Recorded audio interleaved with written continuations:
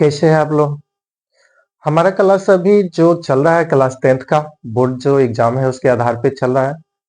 इसमें हमने चैप्टर 1 से लेके जो 15 चैप्टर है वहां तक में सारे क्वेश्चन करवाएंगे और ये क्लास लगभग 20 दिन की होगी, जिसमें से बोर्ड के अंदर में जितने भी क्वेश्चन आते हैं सभी इसमें आपको मिल जाएंगे और इससे बाहर किसी भी तरह से कोई भी क्वेश्चन पढ़ने की आवश्यकता नहीं पड़ेगी। इसीलिए आप लोग इस क्लास से जुड़े रहें। इसमें हम पहले जो क्वेश्चन है जो हर चैप्टर होती है उसमें जितने भी वीवीआई क्वेश्चन है उसको हमने चुन के लाया है। इसीलिए हमारे साथ जुड़े रहें और इसके बाद बोर्ड की तैयारी करें। तो हम सबसे पहले जो चैप्टर पढ़ रहे हैं, हमारा चैप्टर रहेगा फर्स्ट, अध्याय 1, वास्तविक संख्या या रियल नंबर से रहेगा।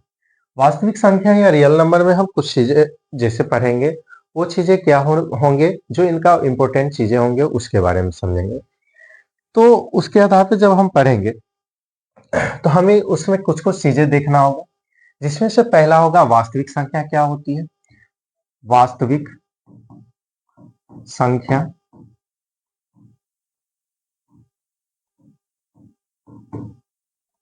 अब वास्तविक संख्या कहेंगे किसको, तो हम जानते हैं कि जब कभी भी अंक पढ़ते हैं या गणित की कोई भी अंक पढ़ते हैं उसमें हमें कहीं ना कहीं परिमेय, अपरिमेय, पूर्णांक, जितने भी सारे संख्या पढ़ने होते हैं, परिमेय, अपरिमेय, पूर्णांक, कुछ भी इस तरह से हम जो भी चीजें पढ़ते हैं, आज तक हम जो भी चीज सीखे हैं सभी क्या कहलाता है, तो वास्तविक संख्या कहलाता है। तो वास्तविक संख्या किसे कहेंगे, तो जितने भी चीजें जो हम गणित में सीखते हैं, तो गणित के जो रूप है उसमें संख्या के आधार पर जो भी चीज सीखे हैं वो सभी हमारा वास्तविक संख्या होगा, जिसमें से परिमेय, अपरिमेय, पूर्णांक, भाज्य संख्या, अभाज्य संख्या जितने भी है सभी शामिल रहेंगे। ये हो गया हमारा वास्तविक संख्या। और वास्तविक संख्या में हमें कई चीजें सीखनी होंगी, जिसमें से होगा सम संख्या, सम संख्या, उसके बाद होंगे विषम संख्या,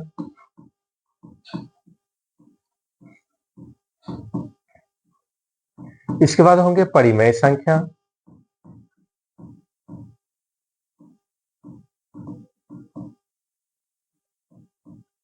इसके बाद अपरिमेय संख्या,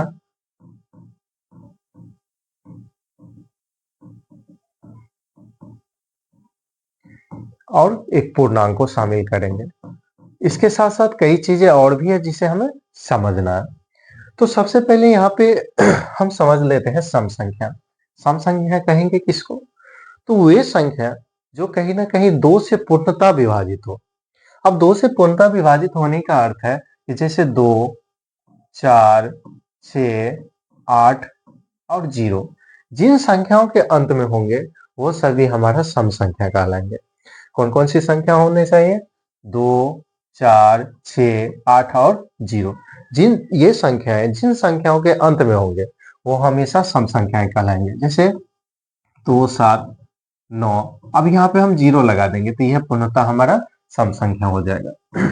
इसके बाद 8, 9, 8, 7, 5, 6 ये भी हमारा सम संख्या हो जाएगा। हमें बस इकाई के स्थान पर देखना है क्या है, तो 0, 2, 4, 6, 8 में से कोई ना कोई एक संख्या होना चाहिए, ये होगा सम। इसके ठीक उल्टा हमारा विषम होता है।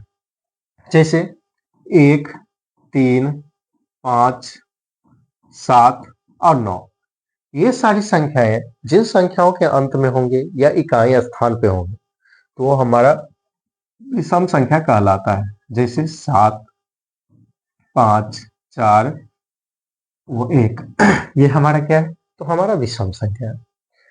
9, 4, 6, 8, 3 हमारा क्या है, सम संख्या है।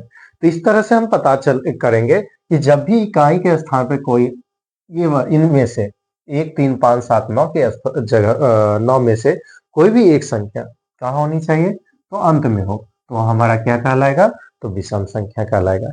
इसमें से कोई ये जो भी हम पढ़े इसमें कोई टेंशन नहीं होना चाहिए और अच्छे से समझ गए होंगे। इसके बाद आता है परिमेय संख्या। अब परिमेय संख्या क्या होता है, तो उसके लिए हमें कहीं ना कहीं कुछ संख्या और समझनी होगी। जिसमें से हम समझेंगे पहले प्राकृतिक संख्या, प्राकृत संख्या, उसके बाद हमारा आएगा पूर्ण संख्या, इसके बाद आएगा हमारा, इन दो चीजों में हम लगभग ये जो परिमेय संख्या है इसको हम समझ लेंगे। पहले प्राकृतिक संख्या बोलेंगे किसको, तो प्राकृतिक संख्या जब हम गिनती स्टार्ट करते हैं, गिनती की संख्या को ही हम प्राकृतिक संख्या बोलते हैं। जैसे में अगर हम गिनती करना शुरू करते हैं तो 1 2 3 4 इस तरह से हम गिनती करते हैं, तो ये हमारा क्या हो जाएगा, प्राकृतिक संख्या हो जाएगा। जब हम शून्य को हटा के रखे तो ये हमारा प्राकृतिक संख्या होगा, और प्राकृतिक संख्या हमेशा प्लस में होता है, धनात्मक होता है। प्राकृतिक संख्या हमेशा क्या होगा, तो धनात्मक होगा। इसके बाद जब हम पूर्ण संख्या की बात करेंगे तो पूर्ण संख्या में जो भी गिनती की संख्या होती है या प्राकृतिक संख्या होती है उसमें हम जीरो के शामिल करेंगे तो वो हमारा हो जाएगा पूर्ण संख्या। तो 0 1 2 3 4 5 इस तरह से हम जो भी देखेंगे हमारा क्या हो जाएगा, पूर्ण संख्या हो जाएगा। तो इस तरह से हम समझ लेंगे। और इसी को जब हम नीचे में जब बट्टा के रूप में एक ले ले या कहीं भी संख्या जैसे बट्टा के अंदर में आ जाए या सीधे तौर पे संख्या लिखा जाए तो वो हमारा परिमेय होगा। वैसी संख्या जो रूट के अंदर में नहीं होगी वो हमेशा परिमेय होता है। कुछ एक चीज भी यहाँ पे भी ध्यान रखना है सम संख्या के लिए।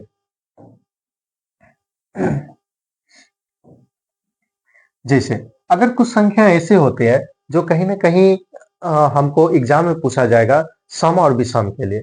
जैसे यहाँ दिया जाएगा 2m प्लस 2, 4m या 4q प्लस 2, 3q प्लस 3।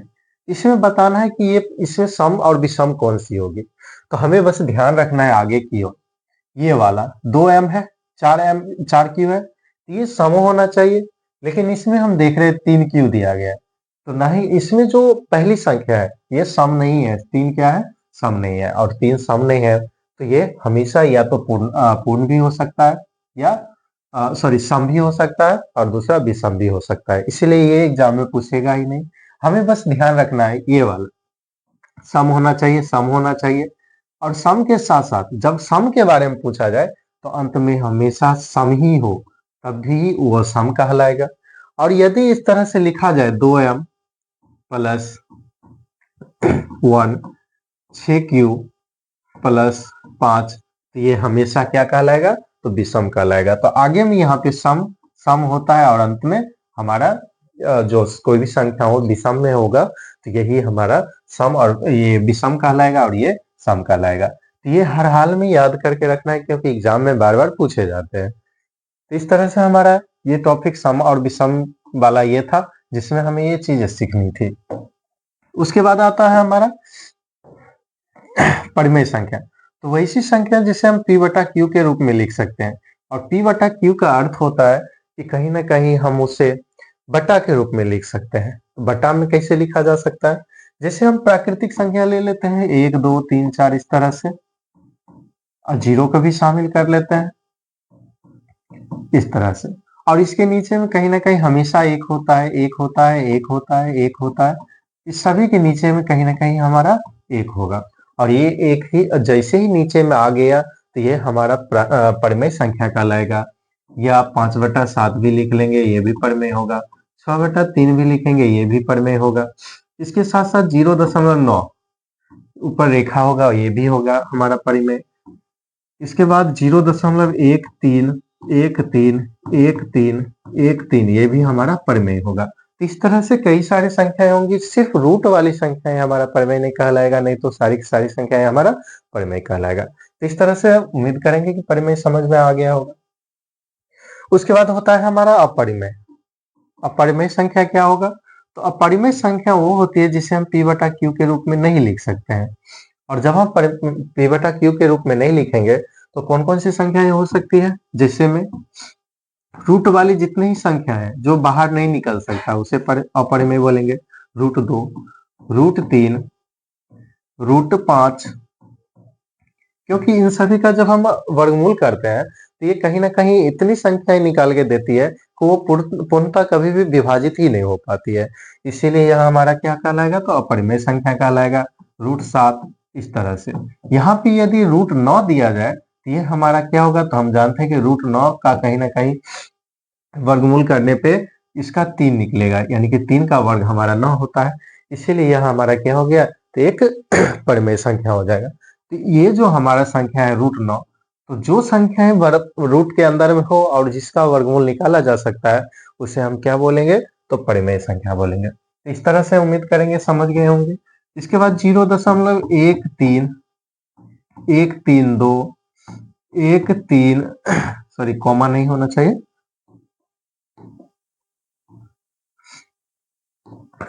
13 132 1324, यानी कि इस तरह से बढ़ता जाना चाहिए। तो कभी भी एक जैसा संख्या नहीं आएगा, तो वो भी हमारा अपरिमेय संख्या ही कहलाएगा, या उसको अशांत बोल सकते हैं। शांत अशांत इस तरह से दोनों परिमेय और अपरिमेय दोनों में आते हैं, लेकिन इसे हम अपरिमेय बोलेंगे। तो अपरिमेय किसे कहते हैं, तो वैसी संख्या जिसे p/q के रूप में नहीं लिखा जा सकता है। तो एग्जाम्पल में ये बार बार एग्जाम्पल में पूछता है। एक और चीजें हैं जैसे पाई, पाई को भी पूछा जाएगा पाई क्या है, तो पाई हमारा हमेशा क्या होता है, तो अपरिमेय संख्या होगा, क्योंकि इसका भी मान हमेशा ऐसी मान आती है कि कभी कट नहीं सकता या पूर्णतः विभाजित नहीं होती, इसलिए पाई को अपरिमेय माना गया है। लेकिन पाई का जो मान होता है 22/7, 22/7, ये पाई हो गया हमारा अपरिमेय, अपरिमेय, और 22/7 होता है परिमेय। तो इस तरह से हमें परिमेय और अपरिमेय दिया जाता है। तो इस तरह से हम समझते हैं कि परिमेय क्या होता है और अपरिमेय क्या होता है। तो जब कभी भी एग्जाम में पूछा जाए पाई क्या है, अपरिमेय, और 22/7 क्या है, परिमेय, उसके साथ साथ पाई के नीचे कुछ भी दिया जाए तो हमेशा अपरिमेय ही होगा, ये भी अपरिमेय ही होगा। इसके साथ π/4, π/5, π/6 कुछ भी हो, ये हमेशा अपरिमेय होगा। तो इस तरह से परिमेय और अपरिमेय समझ गए होंगे। इसके बाद हमारा लास्ट है इसमें पूर्णांक। पूर्णांक को हम कैसे समझेंगे तो हम गिनती करते हैं, तो गिनती भले हम एक से जैसे आगे करते हैं, 1 से लेके 100 तक, 100 से आगे भी करते हैं, वो सभी गिनती होंगे। उसी के आधार पे जब हम गिनती स्टार्ट करते हैं तो कहीं ना कहीं 0 से पूर्ण संख्या प्रारंभ शुरू होता है, और 0 से जब संख्या शुरू होती है तो 0 से आगे जितने जाएंगे, 0 1 2 3 4 इस तरह से आगे जितने भी जाएंगे, और इसके बाद पीछे -1 -2 -3 -4 इस तरह से जितने भी पीछे आएंगे, यानी कि जब प्लस की संख्या है, माइनस की संख्या वाली जो भी संख्या है, सभी को शामिल करके और शून्य साथ में जोड़ा जाए तो वो हमारा पूर्णांक कहलाता है। पूर्णांक को 3 भाग में बांटा जाता है। पहला धन पूर्णांक, जिसमें से सारी जितने भी प्लस वाली चिन्ह वाली जो भी संख्या होंगे वो हमारा धन पूर्णांक कहलाता है। प्लस वाले जैसे 0 से आगे वाली जितने भी होंगे, और ये हमेशा ध्यान रखना है कि जब कभी भी धन पूर्णांक लिखा जाता है तो हमेशा अंक में होना चाहिए, बट्टा में नहीं होता है। इसलिए हम जब भी पूर्णांक लिखेंगे तो 1/2 3 4 इस तरह से चलेगा। तो परिमेय जैसे पूर्णांक को हम परिमेय बना सकते हैं, ठीक ना। तो इसलिए प्लस वाली जो भी संख्याएं होंगे वो सभी परिमेय पूर्णांक कहलाएंगे। दूसरा होता है शून्य पूर्णांक। शून्य पूर्णांक मतलब जहां पे हम खड़ा है वहां से, जहां से हम कोई ना कोई चीज काम स्टार्ट करते हैं आगे की ओर जाते हैं तो वो हमारा शून्य होता है, यानी कि वैसी स्थान जहां हम सिंपल से खड़ा है, जैसे हम यहाँ पे खड़ा है, यदि इधर आए तो माइनस, और यहाँ फिर आगे तो 0, फिर इसके बाद जैसे ही आगे जाएंगे तो वो हमारा हो जाएगा प्लस। तो आगे चलने की वजह से हम वो प्लस हो जाती है और पीछे आने पे वो माइनस हो जाती है, और जहां पे हम शुरू किए थे वो हमारा शून्य के बराबर हो जाएगा। तो ये चीजें हमारा शून्य पूर्णांक के अंदर में आएगा। शून्य पूर्णांक हमेशा एक ही होता है। उसके बाद आता है ऋण पूर्णांक। ऋण पूर्णांक या ऋणात्मक पूर्णांक। तो ऋण पूर्णांक क्या होता है, तो ऋण पूर्णांक होता है माइनस वाले, माइनस को ही ऋण बोला जाता है, और जितने भी माइनस में जो भी संख्याएं होंगे वो सभी हमारा क्या होगा, तो ऋण पूर्णांक होगा। ये चीजें बेसिक चीजें थी जिसे आपको समझना था। इसके बाद इसी चैप्टर में एक और चीजें हैं जिससे हम यूक्लिड विभाजन एल्गोरिथम बोलते हैं।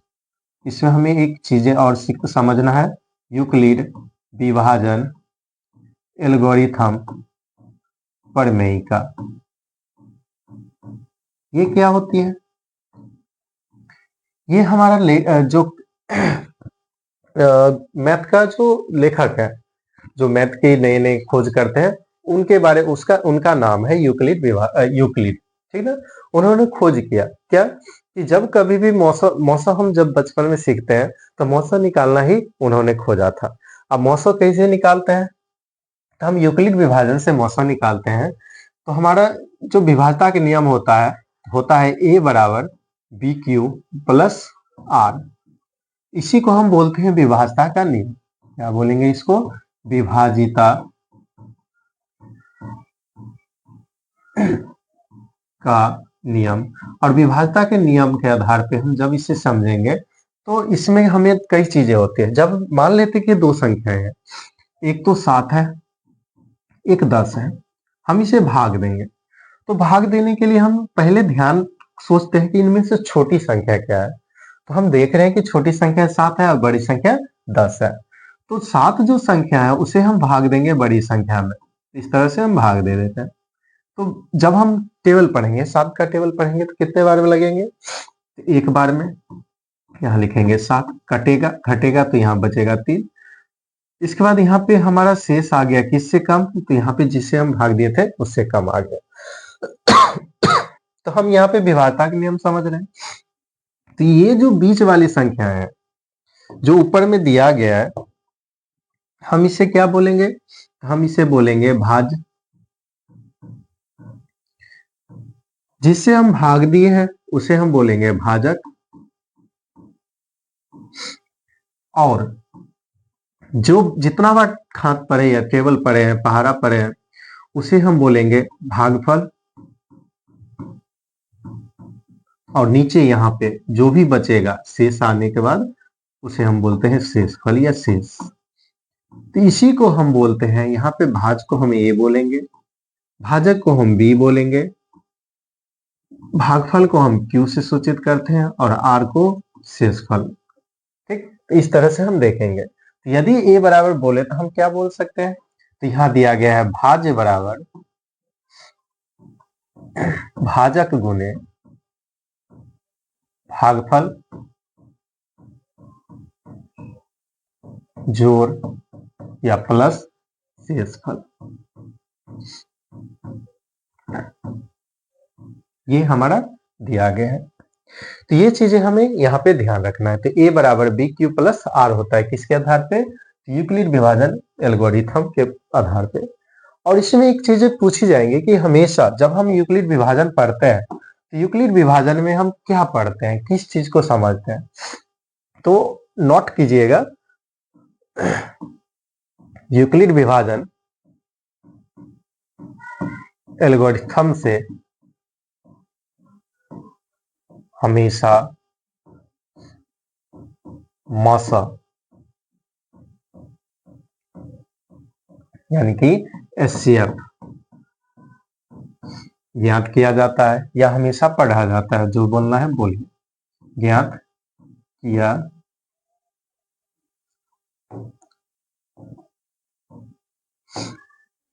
ज्ञात किया जाता है। ये चीजें हमारा इसका बेसिक था। ये हमारा ऑब्जेक्टिव में पूछा जाएगा कि यूक्लिड विभाजन एल्गोरिथम से क्या ज्ञात किया जाता है। तो सीधे ही बताना है एचसीएफ या मौसा। एचसीएफ और मौसा का जो फुल फॉर्म होता है क्या होता है? यहाँ पे मौसा का फुल फॉर्म होता है मौ से महत्तम,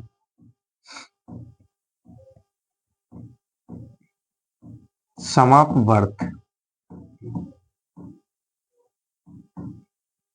मौसा का जो अर्थ होता है क्या होता है? मौ से महत्तम, स से समापवर्त। यानी कि जो हमारा दो संख्याएं दी गई है उनमें से सबसे बड़ी कौन सी संख्या है जो कहीं ना कहीं दोनों को कॉमन करती है। जैसे हम 4 दें और 6 दें तो इसमें सबसे बड़ी संख्या क्या होगी कि दोनों को विभाज्य कर दे। तो हम जानते हैं कि 2 से भाग लगाने पे दोनों विभाजित हो जाएंगे, यानी कि इसका जो कॉमन फैक्टर है क्या है, 2 है। सबसे बड़ा इससे बड़ी संख्या कोई हो ही नहीं सकता है कि दोनों को भाग लगा दे, यही हमारा मौसा हो जाएगा। इसके बाद एचसीएफ का जो फुल फॉर्म होता है हायर कॉमन फैक्टर, यानी कि सबसे बड़ी संख्या जो इसमें समान है। हायर मतलब उच्च, कॉमन मतलब मिलने वाली, समान बोल सकते हैं, और फैक्टर मतलब गुणनखंड। तो इसमें जो सबसे बड़ी गुणनखंड है जो दोनों को विभाजित करती है वही हमारा मौसक कहलाता है। तो इतनी चीजें हमारा इसका बेसिक था। इसके बाद हमें एक चीज और देखनी है, और वो चीज क्या है, तो हमें देखना है लॉसा। लॉसा भी इसमें ज्ञात करना है, तो एलसीएम। लेकिन जब भी यूक्लिड विभाजन से बोला जाए तो हम कभी भी नहीं ज्ञात करते, ठीक। और ये चीजें हम आगे भी सीखेंगे। कुछ चीजें और हमारा इस चैप्टर से है, इस चैप्टर के आधार पे हम समझेंगे। ए बी, ए क्या होता है, ए का अर्थ होता है पहली संख्या,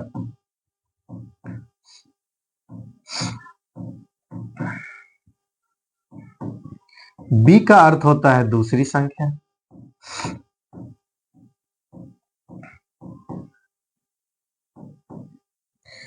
इसमें आएंगे एचसीएफ मतलब मौसम, और आएंगे एलसीएम यानी कि लॉस। ये सारी चीजें होंगी, तो इन चीजों को भी हम देखेंगे, और इसमें इसका संबंध पूछा जाएगा, इन सभी का संबंध। तो संबंध क्या होता है वो बताना है। तो संबंध क्या हो, तो हम जानते हैं कि ए गुने बी, यानी कि पहली संख्या गुने दूसरी संख्या बराबर हमेशा होगा एचसीएफ गुने एलसीएम। जो उन दो संख्याओं का हम एचसीएफ और एलसीएम निकालेंगे वही हमारा दोनों में संबंध होगा। ये चीजें हमें याद करके रखना है, और एग्जाम में ये पूछा जाएगा। इसके बाद कुछ एक चीजें भूल गए हैं यूक्लिड विभाजन में। यूक्लिड विभाजन में देखना है कि ये जो बी होता है, एक सूत्र पूछा जाएगा, उसमें संबंध होती है किस तरह से होता है।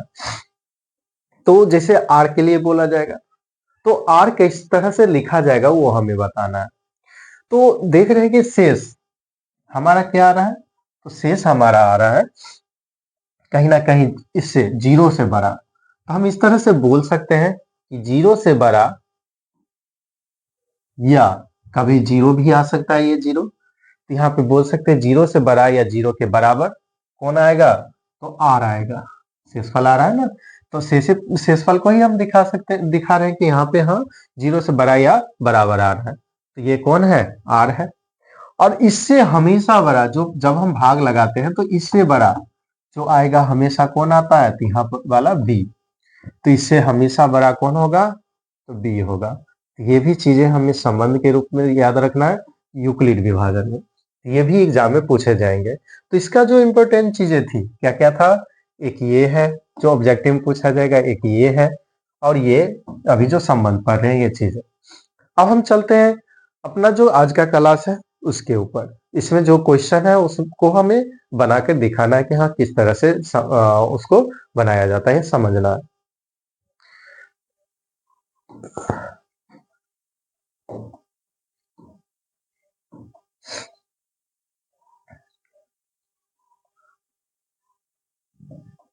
ये हमारा क्वेश्चन है, एग्जाम में किस तरह से क्वेश्चन पूछा जाएगा, तो यहाँ पे दिया गया है।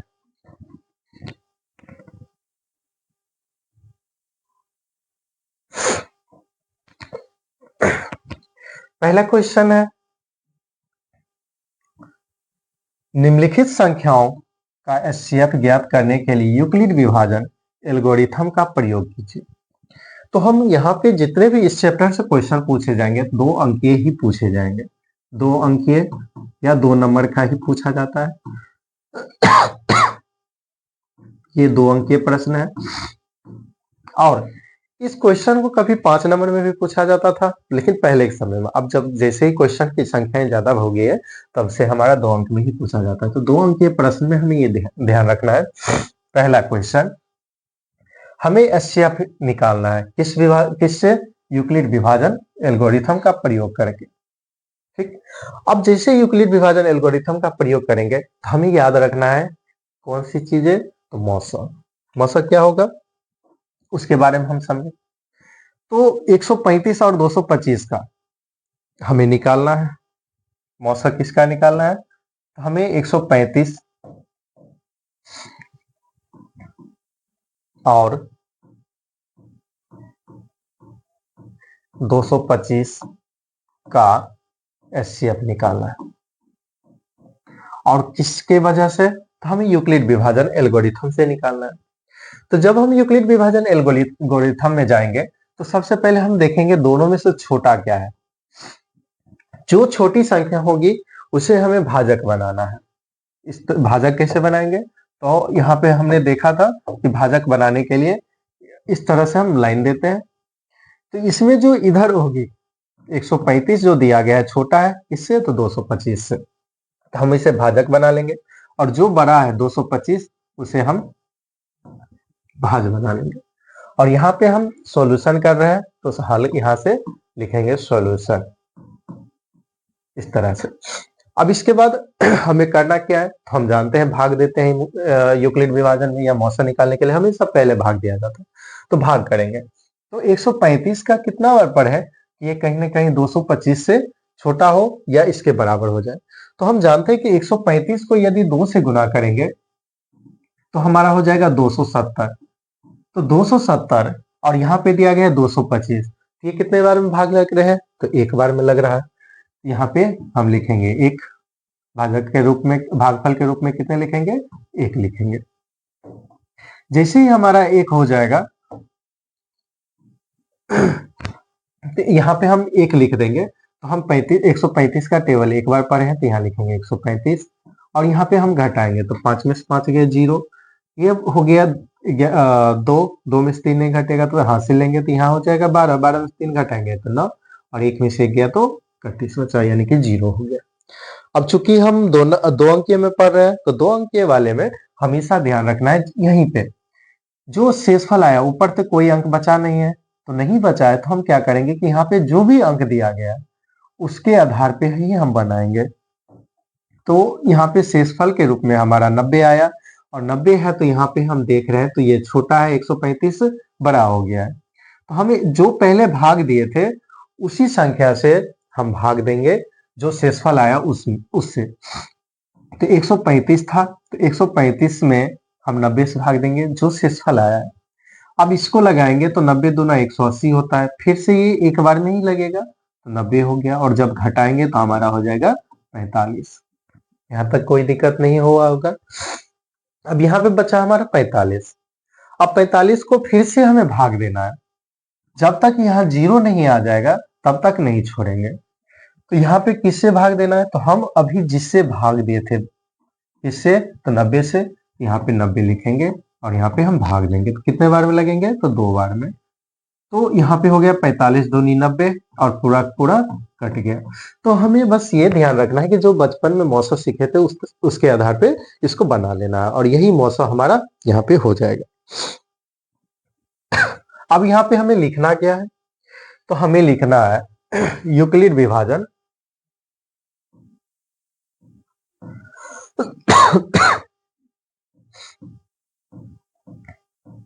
एल्गोरिथम से। अब क्या लिखना है? तो हम जानते हैं कि ये यूक्लिड से पढ़ रहे हैं तो सबसे पहले यहां से स्टेप 1 करेंगे। ये पहला स्टेप था, इतना जो था, इतना जो हम अभी बनाए थे जो शेषफल तक आया था पहला स्टेप यहां तक में। तो इसमें क्या क्या था? तो पहले था a बराबर बी क्यू प्लस आर, ये आया था। पहला स्टेप में हमने 225 लिया था तो 225 बराबर बी का मान 135 इंटू क्यू का मान 1 प्लस आर का मान हमारा 90 है तो यहां लिख देंगे 90। एक स्टेप हो गया। इसके बाद फिर दूसरा स्टेप में आए तो हमने कहां पे भाग दिया? इसको यहां से यहां तक ने हमने भाग लिया। तो पहले इसमें क्या था? 135 आया था तो 135 से हम में भाग दिए इससे 90 से, 90 गुने 1 और प्लस जो शेषफल है वो हम लिख देंगे, तो यहाँ 45 था। और इसके बाद हमारा तीसरा स्टेप यहाँ से चला था और यहाँ पे समाप्त हो गया। तो यहाँ पे कितना है, तो 90 है बीच में, तो ए का मान हमारा 90, बी का मान हमारा 45 और गुने 2 और प्लस शेषफल हमारा 0 आ गया। तो यहां लिखेंगे जहां r बराबर 0। जैसे ही r बराबर 0 आ गया तो हमें कहीं ना कहीं एचसीएफ निकालना था, तो लिखेंगे अतः, भाषा भी बना लेना है, अतः 135 और 225 का एचसीएफ या मौसा बराबर कितना आया। तो अंत में हमने किससे काटा या किससे कटा था, पूरा पूरा जो संख्या था किससे कटा, तो भाग जब हम दिए तो हमारा पूरा जो संख्या था 45 से कटा था, तो यहाँ पे हो जाएगा हमारा 45। यही हमारा आंसर हो गया, ये हमारा बन गया। और इस तरह से जब हम बनाएंगे तो हमारा इसमें 2 नंबर जरूर पक्का मिलेगा। ठीक, तो ये क्वेश्चन हमारा कंप्लीट हुआ। आशा करेंगे कि आप लोग समझ गए होंगे ये क्वेश्चन।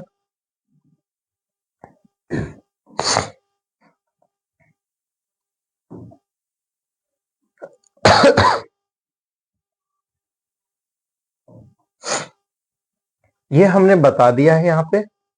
अब इसी तरह से ये क्वेश्चन, ये क्वेश्चन, ये और ये बना लीजिएगा, क्योंकि इसी तरह से एग्जाम में पूछा जाता है। और ये इससे जब समझ गए हैं तो इससे बनाने में ज्यादा मुश्किल नहीं होगी, क्योंकि हमें भाग करना है और भाग करके हमें उसका आंसर लाना है।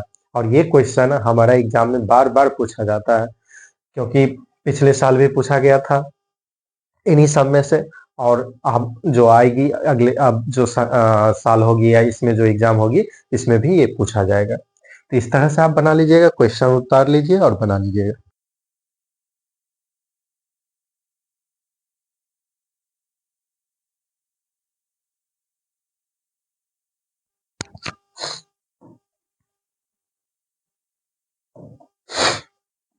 इसके बाद हमारा दूसरा क्वेश्चन है,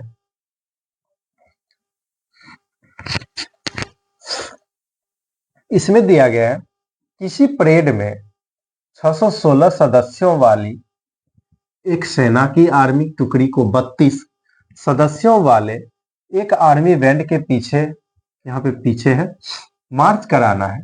दोनों समूहों को समान संख्या वाले स्तंभों में मार्च करना है।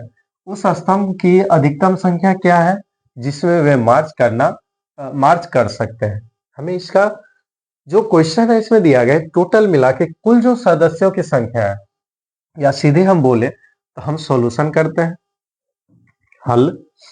इसमें हमारा क्या दिया गया है, तो सबसे पहले बोला गया है टोटल जो आर्मी है, आर्मी में सदस्य की संख्या कितना है, तो कुल आर्मी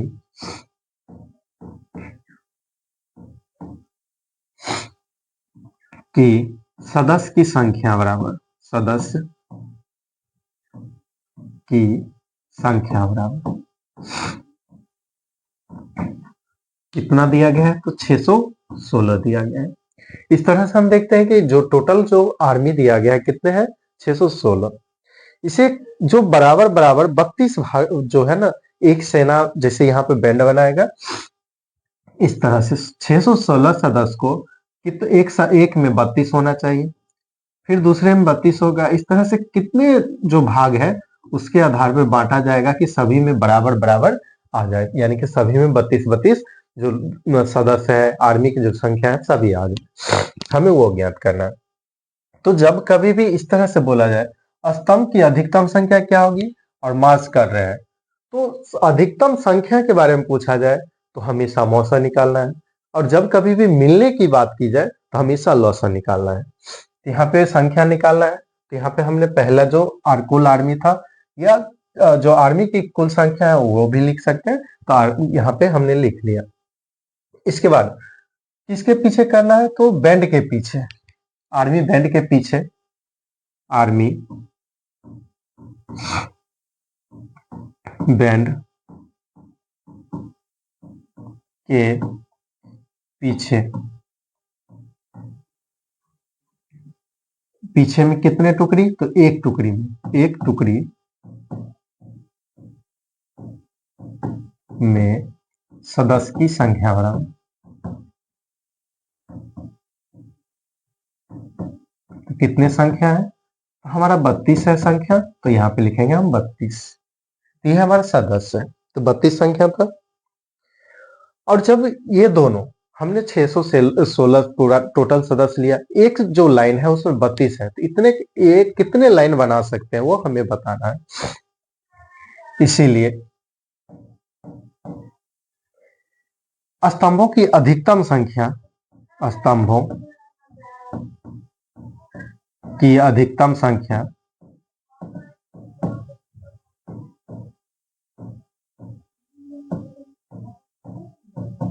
संख्या क्या होगी हमें बताना है। तो हमें करना क्या है? तो इसमें हमें जो सदस्य है इसका और इसका मौसा ज्ञात करना है। तो 616 और 32 का मौसा बराबर, मौसा निकालना है। तो मौसा क्या होगा हमें यहाँ पे निकाल के लिख देना है। तो इसका मौसा क्या होगा तो हम साइड में यहाँ पे कर लेते हैं। यहाँ पे 32 है,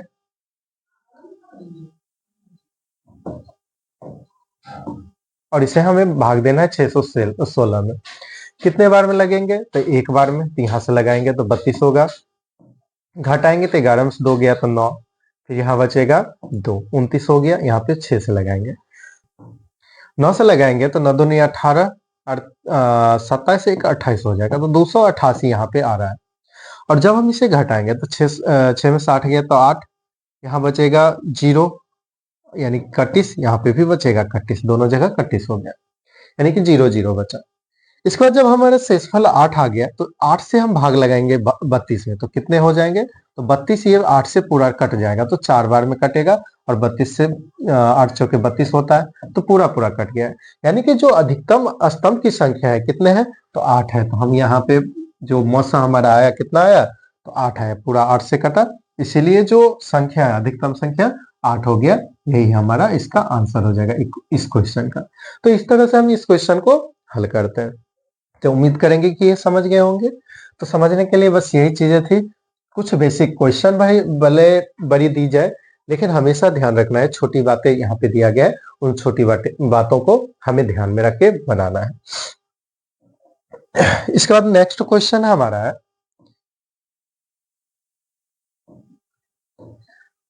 ये वाले। क्वेश्चन है, एक मिठाई विक्रेता के पास 420 काजू की बर्फियां और 130 बादाम की बर्फियां हैं।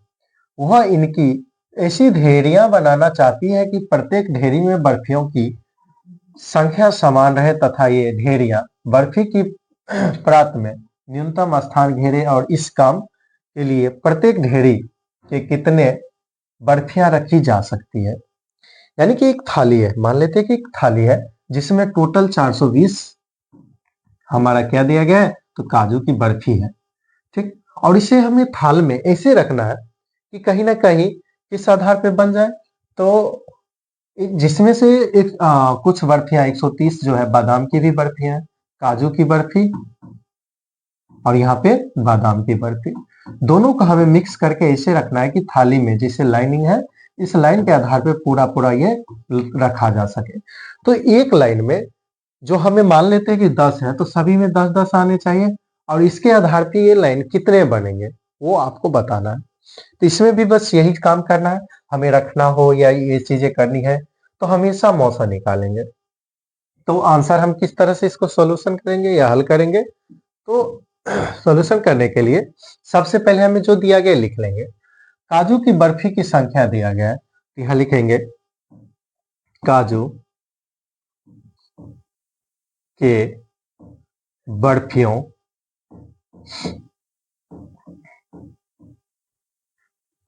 की संख्या बराबर, तो काजू की जो बर्फी है उसकी संख्या कितने है? तो हमारा 420 दिया गया है। इसके बाद हमारा बादाम की भी है, तो बादाम की बर्फी के बर्फियों की संख्या बराबर कितना दिया गया है? तो 130 दिया गया। अब क्वेश्चन क्या है, प्रत्येक ढेरी में कितनी बर्फियां रखी जा सकती है? इसीलिए प्रत्येक ढेर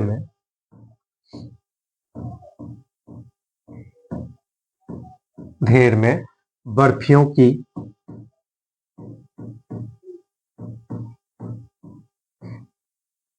संख्या बराबर, तो बर्फी की जो संख्या है कितना हो जाएगा, तो हमारा हो जाएगा 420 और 130 का मौसम। तो जब दोनों का हम मौसम निकालेंगे तो मौसम कितना होगा, फिर हमें साइड में यहाँ पे मौसम निकाल लेना है, किसी एक भाग में मौसम निकालेंगे, या वहीं पे अगर मन है तो बना सकते हैं, तो 130 और 420 इस तरह से कर लेंगे और मौसम निकालेंगे। ठीक, तो हम यहाँ पे मौसम निकालते थे, ये कितने बार में लगेंगे, तो साइड कर लेते हैं, 130 भाग देना है 420 में, तो ये हमारा लगेगा 3 बार में, 390 होगा, फिर घटाएंगे तो 0, यहाँ बचेगा 3 1,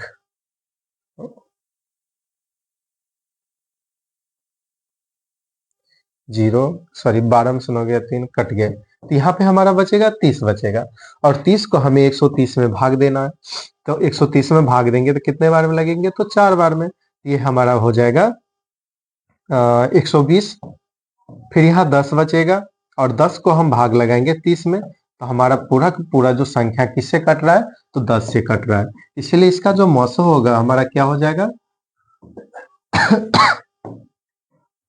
इसका मौसम हमारा हो जाएगा 10। तो 10 लाइन बनाएंगे जिसमें से हमें समान रूप से सभी बर्फियां आ जाएंगे, तो यही हमारा इसका आंसर हो जाएगा। तो इस तरह से हम जो भी मौसम वाली संख्या क्वेश्चन होती है उसको हम इसी आधार पे बनाते हैं। तो इस तरह से हम समझ सकते हैं कि ये क्वेश्चन कितने आसान है। बस हमें ध्यान रखना है भाषा का, जब रखना हो तो एक स्थान पे रखना हो या कैसे बराबर करके रखना है, तो बस उसके लिए हमें मौसम निकालना है, और जब कभी भी मिलना हो या मिलता हो तो उसके समय में हम लॉसन निकालेंगे। ठीक, अगला क्वेश्चन है ये वाली, ये भी बार बार एग्जाम में पूछा जाता है, इसको बताना है कि कैसे बनेगा।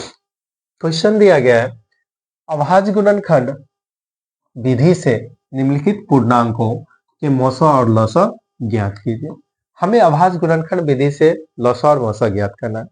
इसको हल करने का सिंपल सा तरीका है, क्वेश्चन नंबर फर्स्ट है 26 और 91।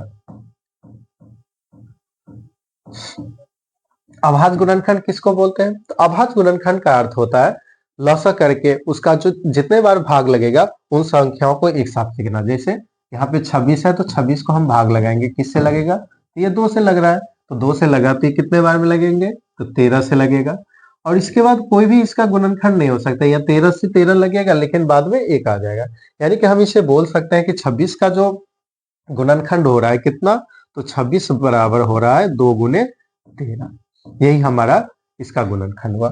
इसी तरह से हम 91 का भी करेंगे, तो 91 जो होती है कितने बार में लगेंगे, तो यह यहाँ पे हम 7 से लगाएंगे तो 13 7 91 होगा, तो यहाँ पे 13 7 91 हुआ, तो 91 यहाँ पे दिया गया है, तो 91 बराबर कितना लिखेंगे, तो हम लिखेंगे 7 गुने 13, इस तरह से लिखेंगे। तो हमने पहले अभाज्य गुणनखंड कर लिया, और अभाज्य गुणनखंड में ऐसे गुणनखंड किया कि उसका जो अर्थ है जब गुना करके लिखेंगे तो जो पहले था उसी के आधार पे बन जाएगा।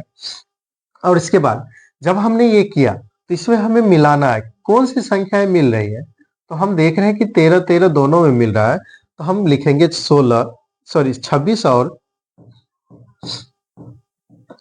91 का मौसा बराबर, तो मौसा कितना हो गया, तो दो संख्याओं में 26 और 91 में सबसे जो संख्याएं मिला कौन मिल गया, तो 13 13 दोनों में मिल रहा है, यानी कि इसका जो मौसा होगा हमारा क्या हो जाएगा, 13 हो जाएगा। इसके बाद इसी का लौसा जब बोला जाए 26 और 91 का लौसा बराबर, तो लौसा में बस थोड़ा ध्यान रखना है कि जो संख्याएं मिल रहा है उसे एक बार, 13 13 दोनों में मिला तो ये एक बार, और जो दोनों में नहीं मिल रहा है, जैसे 2 नहीं मिल रहा है तो एक बार लिखेंगे, एक बार है तो एक बार, दो बार है तो दो बार, अगर दोनों में मिल जाता दो तो बस एक बार लिखते हैं। इसके बाद यहाँ पे 7 है तो 7 को भी यहाँ पे लिखेंगे और दोनों को गुना करके लिख देंगे। तो 13 दूनी 26, या हम इस तरह से बोलेंगे 26 को 7 दूनी 14, 14 को 13 बार पढ़ेंगे तो कितना होगा, तो 14 तिया 42, 4 14 और 4 18, यानी कि इसका आंसर कितना आएगा, तो 182 आएगा। तो हमारा जो लसा था कितना था, 13, और हमारा मौसा है, सॉरी हमारा मौसा कितना है, 13, और यहाँ पे जो लसा है हमारा कितना आ गया, 182 आ गया। इस तरह से हम इसे बनाते हैं। एक और हम बता देते हैं,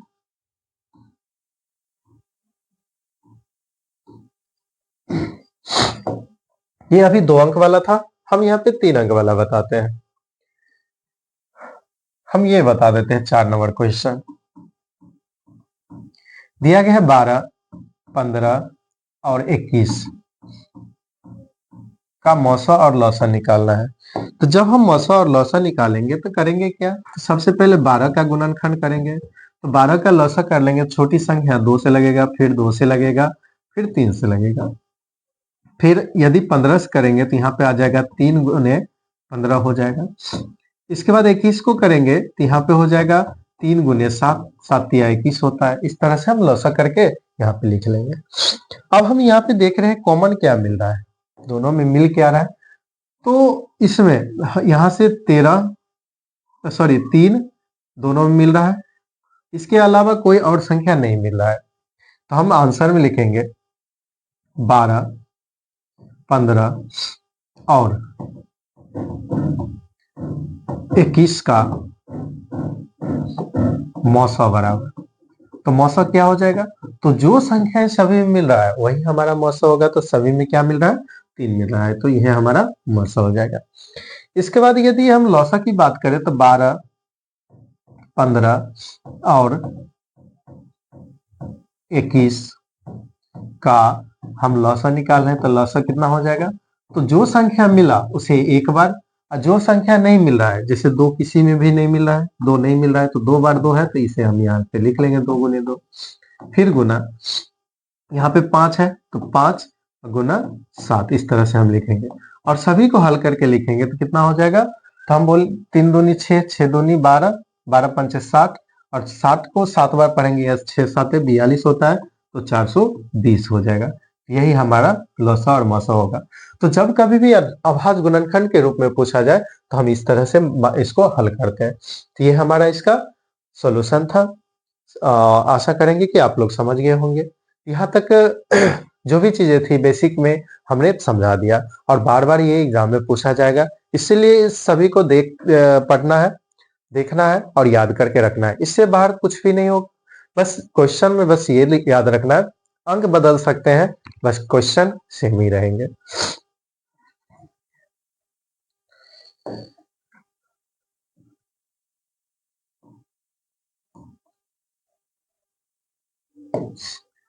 अब क्वेश्चन में जो एग्जाम में जो क्वेश्चन होंगे ये हमारा इस तरह से रहेगा।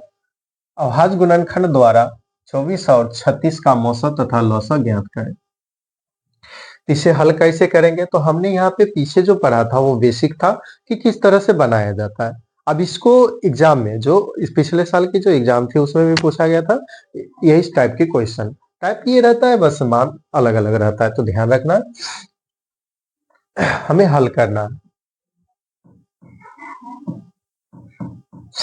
हल किन किन के बीच में करना है, तो 24 और 36 के बीच में करना है। तो 24 और 36,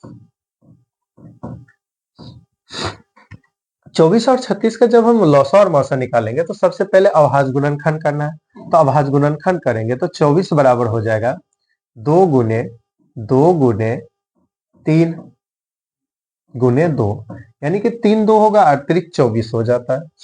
इसके बाद यदि 36 को करें तो 36 हो जाएगा 2 गुने 2 गुने 3 गुने 3, ये हमारा हो जाएगा। इसका अभाज्य गुणनखंड क्या हो गया, तो 36 का 2 गुने 2 गुने 3 गुने 3 हो जाएगा। जैसे यहाँ पे इस तरह से हम लघुत्तम कर लेंगे और 36 का भी लघुत्तम कर लेंगे, दोनों का लसा करके हम यहाँ पे लिख लेंगे, तो ये हमारा मान आएगा। और हमें मौसा निकालना है, अतः 24 और 36 का मौसा बराबर, इसका मौसा क्या होगा? तो मौसा हम देखेंगे जो संख्याएं बार बार मिल रही है, एक दो यहाँ पे मिला, फिर दो मिला, फिर इसके बाद दो ये नहीं मिल रहा है, तीन मिल रहा है, तो ये तीन हो गया। तो कौन कौन चीजें मिला? तो दो मिला, फिर दो मिला, फिर तीन मिला, तो कितने हो जाएंगे? दो दूनी चार तिया 12। यहाँ पे कितना हो गया? तो 12 हमारा इसका मौसा हो जाएगा। फिर इसका लौसा निकालेंगे, तो 24 और 36 का लौसा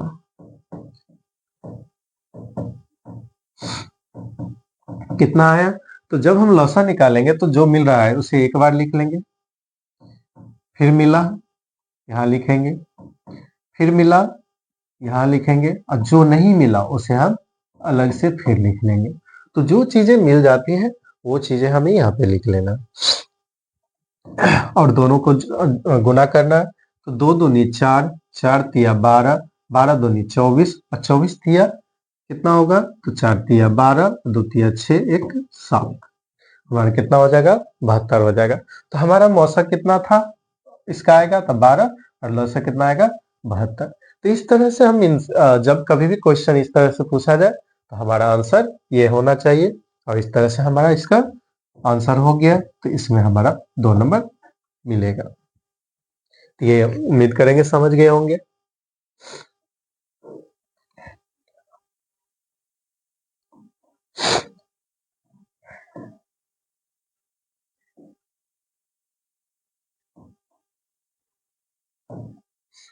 ये क्वेश्चन है, इसको बनाना है, अभाज्य गुणनखंड के रूप में लिखना है। कैसे लिखा जाएगा?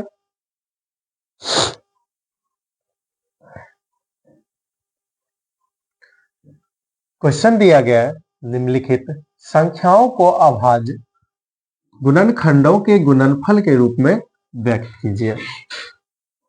अब क्वेश्चन में पहला दिया गया है 140, हम 140 का लॉसा करेंगे क्योंकि हमें अभाज्य गुणनखंड के रूप में लिखना है। तो इसे कैसे लिखेंगे? तो हम सबसे पहले भाग देंगे, तो 2 से लगेगा ये, तो ये 70 हो जाएंगे, फिर 2 से लगाएंगे तो ये 35 होगा, ये 5 से लगेगा अब तो 7 हो जाएगा। यानी कि इस तरह से हम इसे लिख सकते हैं। जब हम इसे 140 को लिखेंगे तो 140 बराबर हो जाएगा 2 गुने 2 गुने 5 गुने 7, यही हो गया हमारा अभाज्य गुणनखंड। जब हमने अभाज्य गुणनखंड कर लिया तो हमारा देखना है कि यहाँ पे दो कितने बार है, एक दो, तो यहाँ 2 लिखेंगे, और जितने बार आएंगे जो संख्या आ रहा है उसके ऊपर में उतना पावर दे देंगे। तो 2 कितने बार आ रहा है? तो 2 बार आ रहा है, तो 2 का पावर 2 हो गया। गुना का चिन्ह है तो गुना देंगे। फिर यहाँ पे 5 है, 5 कितना बार है? तो 5 एक बार है, तो ऊपर 1 लिख देंगे। गुना 7 कितना बार है? तो 1 बार है, तो यहाँ पे हम 7 की पावर 1 लिख देंगे। यही हमारा हो गया अभाज्य गुणनखंड। तो इस तरह से हमें इन क्वेश्चन का आंसर देना है। फिर 156 दिया गया, इसको भी ऐसे ही कर लेंगे। तो 156 को 2 से भाग लगाएंगे, ये हो गया 7 और 8, फिर 2 से लगाएंगे 3 9, फिर ये 3 से लगेगा तो यहाँ पे हो जाएगा 13। तो हम इस तरह से लघुत्तम कर लेते हैं, और लघुत्तम करने के बाद जो भी मान है हम उसे लिखेंगे। तो यहाँ पे हम 156 किए हैं, तो 156 बराबर कितने? तो 2 गुने 3 गुने 13 दिया गया है, तो हम यहाँ पे लिख लेंगे। तो 2 कितने बार दिया गया है? तो 2 बार दिया गया है। गुना 3 कितने बार? तो 1 बार, और 13 1 बार। ये हमारा हो गया अभाज्य गुणनखंड। तो इस तरह से इन सारे क्वेश्चन को आप हल कर लीजिएगा, और यही इसी तरह से एग्जाम में भी बनाना है। तो उम्मीद करेंगे यहाँ तक समझ गए होंगे। नहीं समझ में आए तो बता दीजिएगा, तो हम फिर से समझा देंगे।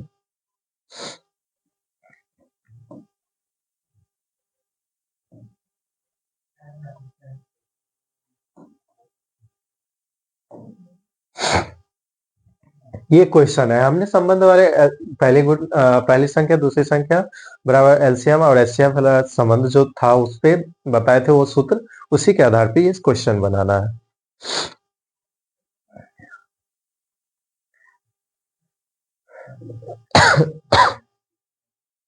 हल करना है हमें।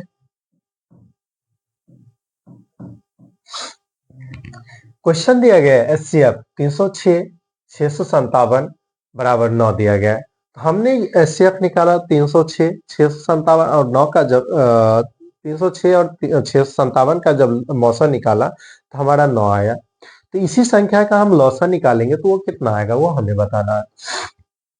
तो हल करेंगे तो सबसे पहले लिखेंगे ए बराबर, ए हमारा कितना दिया गया है, यानी कि पहली संख्या हमारा कितना दिया गया है, तो दिया गया है 306, हम यहाँ पे लिख लेंगे। फिर दूसरी संख्या बी बराबर, या हम यहाँ पे लिख सकते हैं पहली संख्या बराबर, पहली संख्या बराबर हमारा दिया गया है।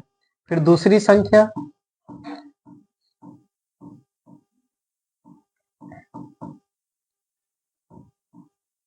बी बराबर क्या दिया गया है, तो 657 दिया गया है। इस तरह से हम लिख लेंगे। हमने यहाँ पे देखा एक तो ए था, दूसरा बी था, यानी कि पहली संख्या था और दूसरी संख्या था, तो यहाँ पे दिया गया है। इसके बाद इन दोनों संख्याओं का जब हमने लौसा निकाला तो उसको हम बोलेंगे एचसीएफ। तो एचसीएफ हमारा कितना दिया गया है, तो 9 दिया गया है। तो हमें एक चीज निकालना है, कौन सी चीज, तो एलसीएम। तो हमें सूत्र वहां पे याद रखना है, तो एलसीएम बराबर 1 क्या होगा ये हमें बताना है। तो हमने पीछे जो एक क्वेश्चन सूत्र पढ़ा था, फॉर्मूला, सूत्र से या फॉर्मूला से या संबंध से कुछ भी बोल सकते हैं, ठीक।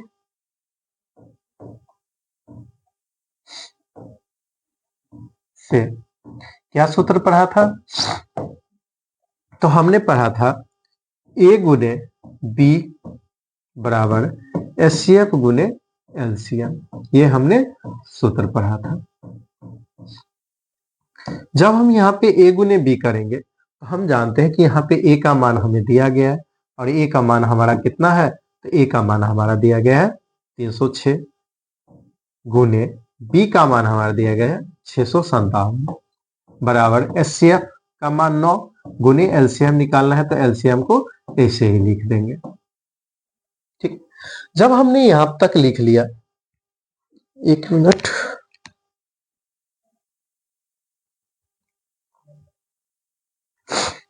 जब हमने यहां तक लिख लिया तो हम जानते हैं कि सभी अंक को एक साइड करना है और जितने भी जिसका मान निकालना है उसे हमें अलग एक साइड में करना है। तो यहाँ पे जो दिया गया है 600, यहाँ पे 9 दिया गया है, 9 गुने एलसीएम, इसको हमें यहाँ से हटा के इधर लाना है। तो हम जानते हैं कि कोई भी संख्या यदि बराबर के उधर हो और गुना में हो तो बराबर के दूसरे साइड जाने पे हमेशा वो भाग में हो जाता है। यहाँ पे हो गया 306 गुने 657 बटा 9, तो इधर ये 9 गुना में था तो इधर आने के बाद भाग हो गया। और मान हमें किसका निकालना है, तो एलसीएम का। और जब एलसीएम का मान निकालना है तो हम एलसीएम को इधर कर लेंगे, क्योंकि दोनों संख्याएं एक जैसा है, हम किसी को चेंज नहीं कर रहे हैं। तो जब हम चेंज नहीं करेंगे तो जैसे ही मान है वैसे हम दोनों को उल्टा करके लिख सकते हैं। तो एलसीएम बराबर हमारा हो जाएगा 306 गुने 657 बटा 9। और जब हम इसे काटेंगे तो ये कटेगा हमारा, तो किससे काटने के बाद कितना आएगा, तो ये हम काट रहे हैं तो 9 27, ये बचेगा 3 6, यानी कि 9 चौके 36, यानी कि 34 बार में पूरा पूरा कट जाएगा। तो 34 गुने 657 ये हमारा यहाँ पे आंसर आ जाएगा। और जब हम इसे गुना करके लिखेंगे इसका आंसर कितना होगा, तो कहीं गुना कर लेते हैं साइड में। 657 गुने 34, 7 चौके 28, 5 चौके 20, 2 22, 6 चौके 24, 2 26, 7 21, 15, 2 17, 18, 19, 8 3 7 7 13 2 1, यानी कि इसका जो आंसर आएगा 12,338 गुना करके बाद ये हमारा आ जाएगा। यही हमारा आंसर है। तो इस तरह से हम इस क्वेश्चन को हल करेंगे। तो उम्मीद करेंगे समझ में आ गया होगा। और ये एग्जाम में हर साल लगभग पूछा ही जाता है इस तरह से क्वेश्चन।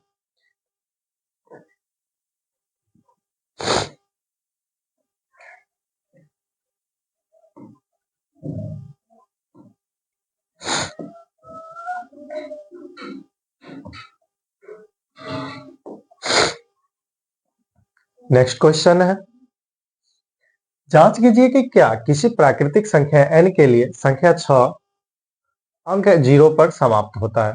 यहाँ पे 6n होगा यहाँ पे।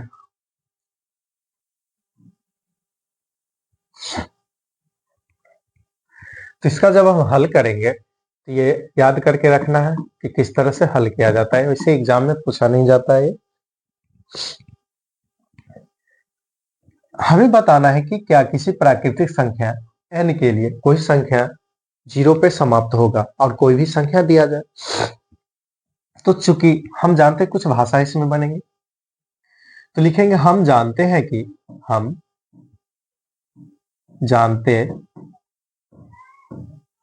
कि किसी संख्या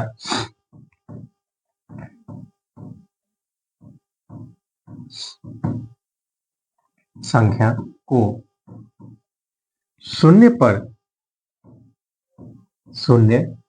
पर समाप्त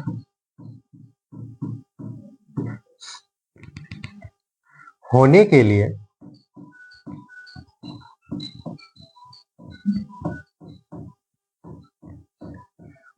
क्या होना चाहिए, या तो 2 के पावर n या 5 के पावर कोई n होना चाहिए, या कोई भी संख्या हो, या 2 के पावर n गुने 5 के पावर n के रूप में या m के रूप में होना चाहिए, के रूप में होना आवश्यक है। अब यदि आवश्यक है तो इसको हम कैसे दर्शाएंगे। तो आवश्यक है तो हमें लिखना है n के लिए 6n को। तो यदि हम 6 को लिखेंगे तो 6 हमारा किस तरह से टूटेगा। तो हम इसे बोल सकते हैं 6 बराबर, चूंकि 6 को यदि अभाज्य गुणनखंड करे तो ये हो जाएगा हमारा 2 गुने 3, और इसके पावर में n होगा तो यहाँ पे लिखेंगे 2n, और हम 2 का पावर n लिखेंगे गुने 3 का पावर n, अलग अलग, क्योंकि कोष्ट हटेगा तो ये गुण जो पावर है दोनों के लिए समान हो जाएगी, तो दोनों के पावर में समान हो जाएगा। और चूंकि हम जानते हैं कि कभी भी या तो 2 होना चाहिए या तो 5 होना चाहिए, या 2 और 5 दोनों शामिल है। तो यहाँ पे 2 और 5 दिया गया है, लेकिन यहाँ पे 2 और 3 दिया गया है, और 3 आ गया है, इसी कारण से ये कभी भी समाप्त नहीं हो सकता है शून्य पे, यानी कि शून्य के मान नहीं आ सकता। जैसे इस तरह से हम बोल सकते हैं 2 गुने 5 बराबर 10 होता है, लेकिन 2 गुने 3 बराबर 10 कभी नहीं होगा, यानी कि इसमें 0 नहीं आएगा, और ये 0 नहीं आया इसीलिए हम इसे बोलेंगे ये शून्य पे समाप्त नहीं होगा। अतः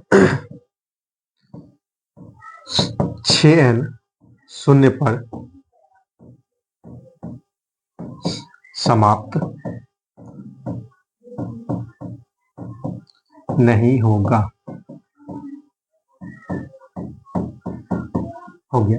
तो इस तरह से हम इसे हल करके लिख देंगे। तो इस तरह जैसे हम ये हल करेंगे कि हमारा 2 नंबर आ जाएगा। तो बस हमें समाप्त करने के लिए यही चीजें हमें ऑब्जेक्टिव में भी ध्यान रखना है, 2 के पावर n या गुने 5 के पावर n।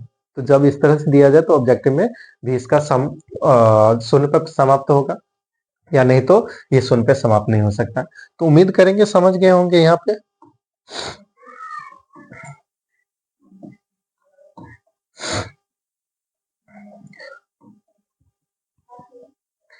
नेक्स्ट क्वेश्चन है, किसी खेल के मैदान के चारों ओर एक वृत्ताकार पथ है। इस मैदान का एक चक्कर लगाने में सोनिया को 18 मिनट लगता है। सॉल्यूशन करेंगे, जो भी दिया जाएगा उसे हम पहले लिख लेंगे। सोनिया है, तो मैदान का एक चक्कर लगाने में सोनिया कितना टाइम लगता है? तो सोनिया को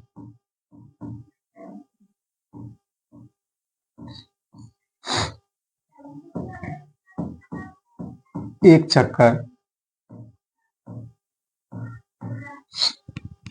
लगाने में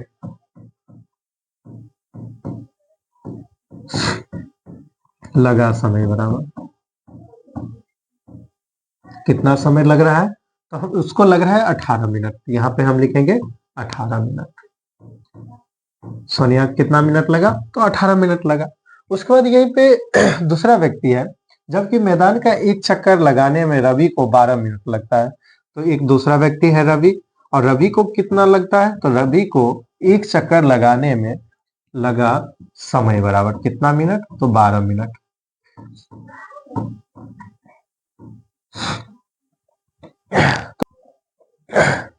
तो हम जानते हैं कि मैदान कैसा है? तो वृत्ताकार है, यानी कि गोल इस तरह से दिया गया है। अब रवि यहाँ पे हर दोनों क्या है, कहीं ना कहीं एक जगह स्टार्ट है, और रवि जब दौड़ता है तो यहाँ से होते हुए जब दौड़ता है यहाँ पे एक चक्कर पूरा करता है, तो इसको कितना टाइम लग जाता है? तो 12 मिनट लगता है। वहीं पे यदि सोनिया यहाँ से दौड़ना चालू करता है और पूरा दौड़ने में इसे 18 मिनट लग रहा है, तो दो व्यक्ति है, एक को 12 मिनट लग रहा है और दूसरे को 18 मिनट। तो कहीं ना कहीं रवि तेज दौड़ रहा है और जो सोनिया है धीरे दौड़ रहा है। तो जब ये मान लेते हैं कि रवि यहाँ से दौड़ना शुरू किया और रवि फिर यहाँ पहुंचा, तो सोनिया यहाँ तक मान लेते हैं आया। फिर रवि दौड़ा, फिर सोनिया कहीं ना कहीं पहुंचा होगा, मान लेते हैं यहाँ। तो दोनों एक साथ फिर से एक ही स्थान पे कब मिलेगा वो हमें बताना है, और किसी न किसी स्थान पे मिलना चाहिए, तो वो हमें बताना है। तो इस यही तो यहाँ पे क्वेश्चन है। तो समय बाद वे पुनः प्रारंभ स्थान पर मिलेंगे, तो कितने समय बाद, यही हमें ज्ञात करना है। इसीलिए दोनों को पुनः एक स्थान पर मिलने में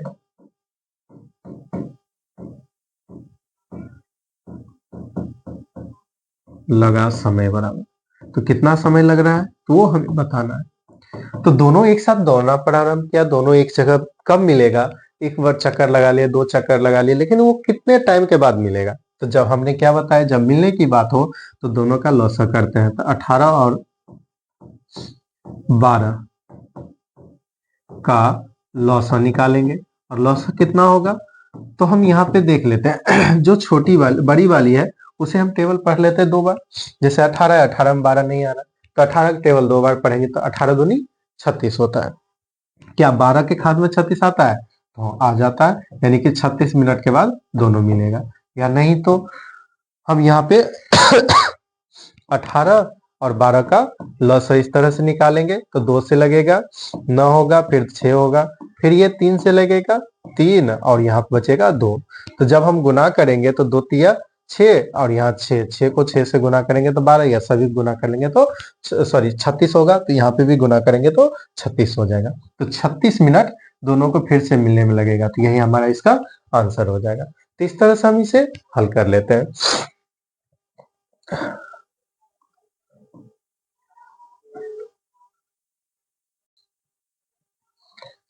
नेक्स्ट क्वेश्चन है, सिद्ध कीजिए कि √5 एक अपरिमेय संख्या है। हमें बताना है कि जो √5 होती है यह एक अपरिमेय संख्या है। कैसे हम सिद्ध करेंगे? तो ये एग्जाम के बहुत ही मोस्ट इंपोर्टेंट क्वेश्चन है। इसमें जो दो तीन ऐसे क्वेश्चन होते हैं जो इंपोर्टेंट होते ही है, जैसे √2 हो गया, √3 हो गया, √5 हो गया, √7 हो गया। सिंपल एक वर्ड वाला, जो एक शब्द वाला, या हम सीधे बोल सकते हैं एक अंक वाला, जो भी रूट में होगा, तो इस तरह से जो क्वेश्चन है बार बार एग्जाम में पूछे जाते हैं। इसीलिए आप लोग यहाँ पे जो √5 है उसको समझाएंगे, उसके आधार पे √2, √3 इस सभी को आप बना सकते हैं। तो सबसे पहले हमें सिद्ध करना है कि √5 एक अपरिमेय संख्या है। यदि हम सिद्ध करेंगे तो हमें कहीं ना कहीं इसका विपरीत मानना होगा। तो जब हम सॉल्यूशन करेंगे, हल करेंगे, तो वहां पे हमें क्या करना है? तो हल करते वक्त हमें लिखना है माना कि, क्या मान रहे हैं? तो माना कि में सबसे पहले हम ध्यान रखेंगे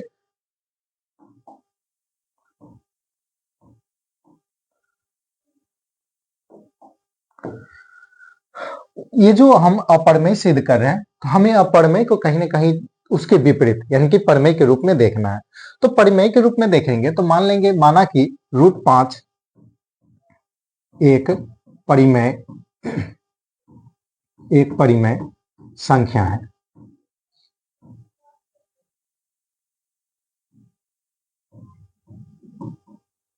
हमने क्या माना? तो यहाँ पे जो एक अपरिमेय संख्या जो हमें सिद्ध करना था उसे हमने मान लिया। किस रूप में माना? तो एक परिमेय के रूप में माना। और यदि परिमेय के रूप में मानते हैं तो हम जानते हैं कि कहीं ना कहीं परिमेय किस रूप में होता है? तो परिमेय हमारा एक जो संख्या होती है तो एक संख्या होती है जो किस रूप में रहेगा? तो हम p/q के रूप में लिखते हैं उसे। तो हम बोल सकते हैं √5 बराबर p/q हो रहा है। और p/q कहाँ है? तो चूंकि p/q एक अपरिमेय एक परिमेय संख्या है, तो हम यहाँ पे परिमेय बोलेंगे। तो एक परिमेय संख्या है। तो हमने यहां तक माना। सबसे पहले हम क्या करेंगे वो हमने देखा, क्या किए? तो सबसे पहले जो हमारा बोला गया है कि एक परिमेय सिद्ध करना है, तो हमें सबसे पहले उसे मानना है एक परिमेय के रूप में। तो परिमेय के रूप में हमने मान लिया √5 बराबर p/q। जब इस तरह से हमने मान लिया तो हमें करना क्या है? तो इस रूट को हमें खत्म करना है कुछ समय के लिए। जब हम इसे खत्म करेंगे तो हमें क्या करना है? तो दोनों तरफ वर्ग करना होगा। तो दोनों तरफ वर्ग करने पर, यदि हम वर्ग कर रहे हैं तो वर्ग करने पर ये किस में रूप में बदलेगा? तो वर्ग करने पर ये बदलेगा हमारा, जैसे √5 है तो √5 है तो यहां से स्क्वायर लगाएंगे तो रूट खत्म हो जाएगा। और यहाँ पे p/q है तो p²/q² हो जाएगा। जब हम इसे आगे हल करेंगे तो यहाँ पे √5 का स्क्वायर है तो हम क्या बोल सकते हैं? तो हमने अभी बताया कि जब कभी भी किसी संख्या रूट के ऊपर में स्क्वायर लगता है तो हमेशा रूट खत्म होता है। तो अंतिम यहाँ पे अंदर में कितना बचा है? तो 5 है, तो 5 यहाँ पे बचा। और बराबर यहाँ पे जो स्क्वायर है p दोनों के लिए होगा, p के लिए और q के लिए भी होगा। तो हम यहाँ लिख सकते हैं p का स्क्वायर और बटा q से q² हो जाएगा। तो यहाँ पे बचा क्या क्या? तो p²/q²। जब हम इसे आगे हल करेंगे तो ये हो जाएगा 5।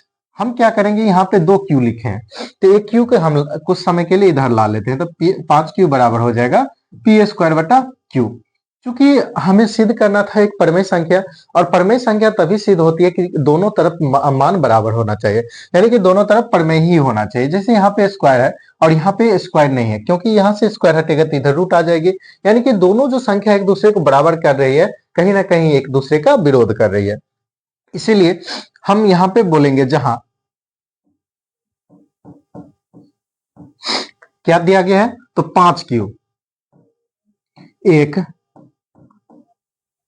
अपरिमेय संख्या है,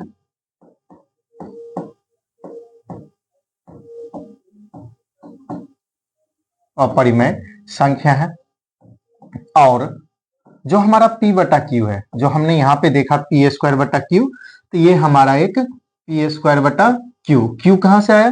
क्योंकि हम एक q इधर कर दिए हैं कुछ समय के लिए, और जब q को इधर किए हैं तो हम इधर जब ला सकते हैं तो स्क्वायर होगा, यानी p²/q² हो जाएगा। यानी कि जब हम इसे यहाँ से स्क्वायर हटाएंगे तो फिर उधर जाने के बाद से रूट ही लगेगा। या हम सीधे तौर पे बोल सकते हैं ये दोनों एक दूसरे के बराबर नहीं हो रहा है। तो नहीं हो रहा है तो ये हमारा परिमेय हो रहा है, और p²/q² या p²/q परिमेय संख्या है। तो हमने यहाँ पे ये जाना। जब हमने यहां तक लिख लिया तो हमें, चूंकि हमने क्या किया था कि √5 को हमने क्या माना था?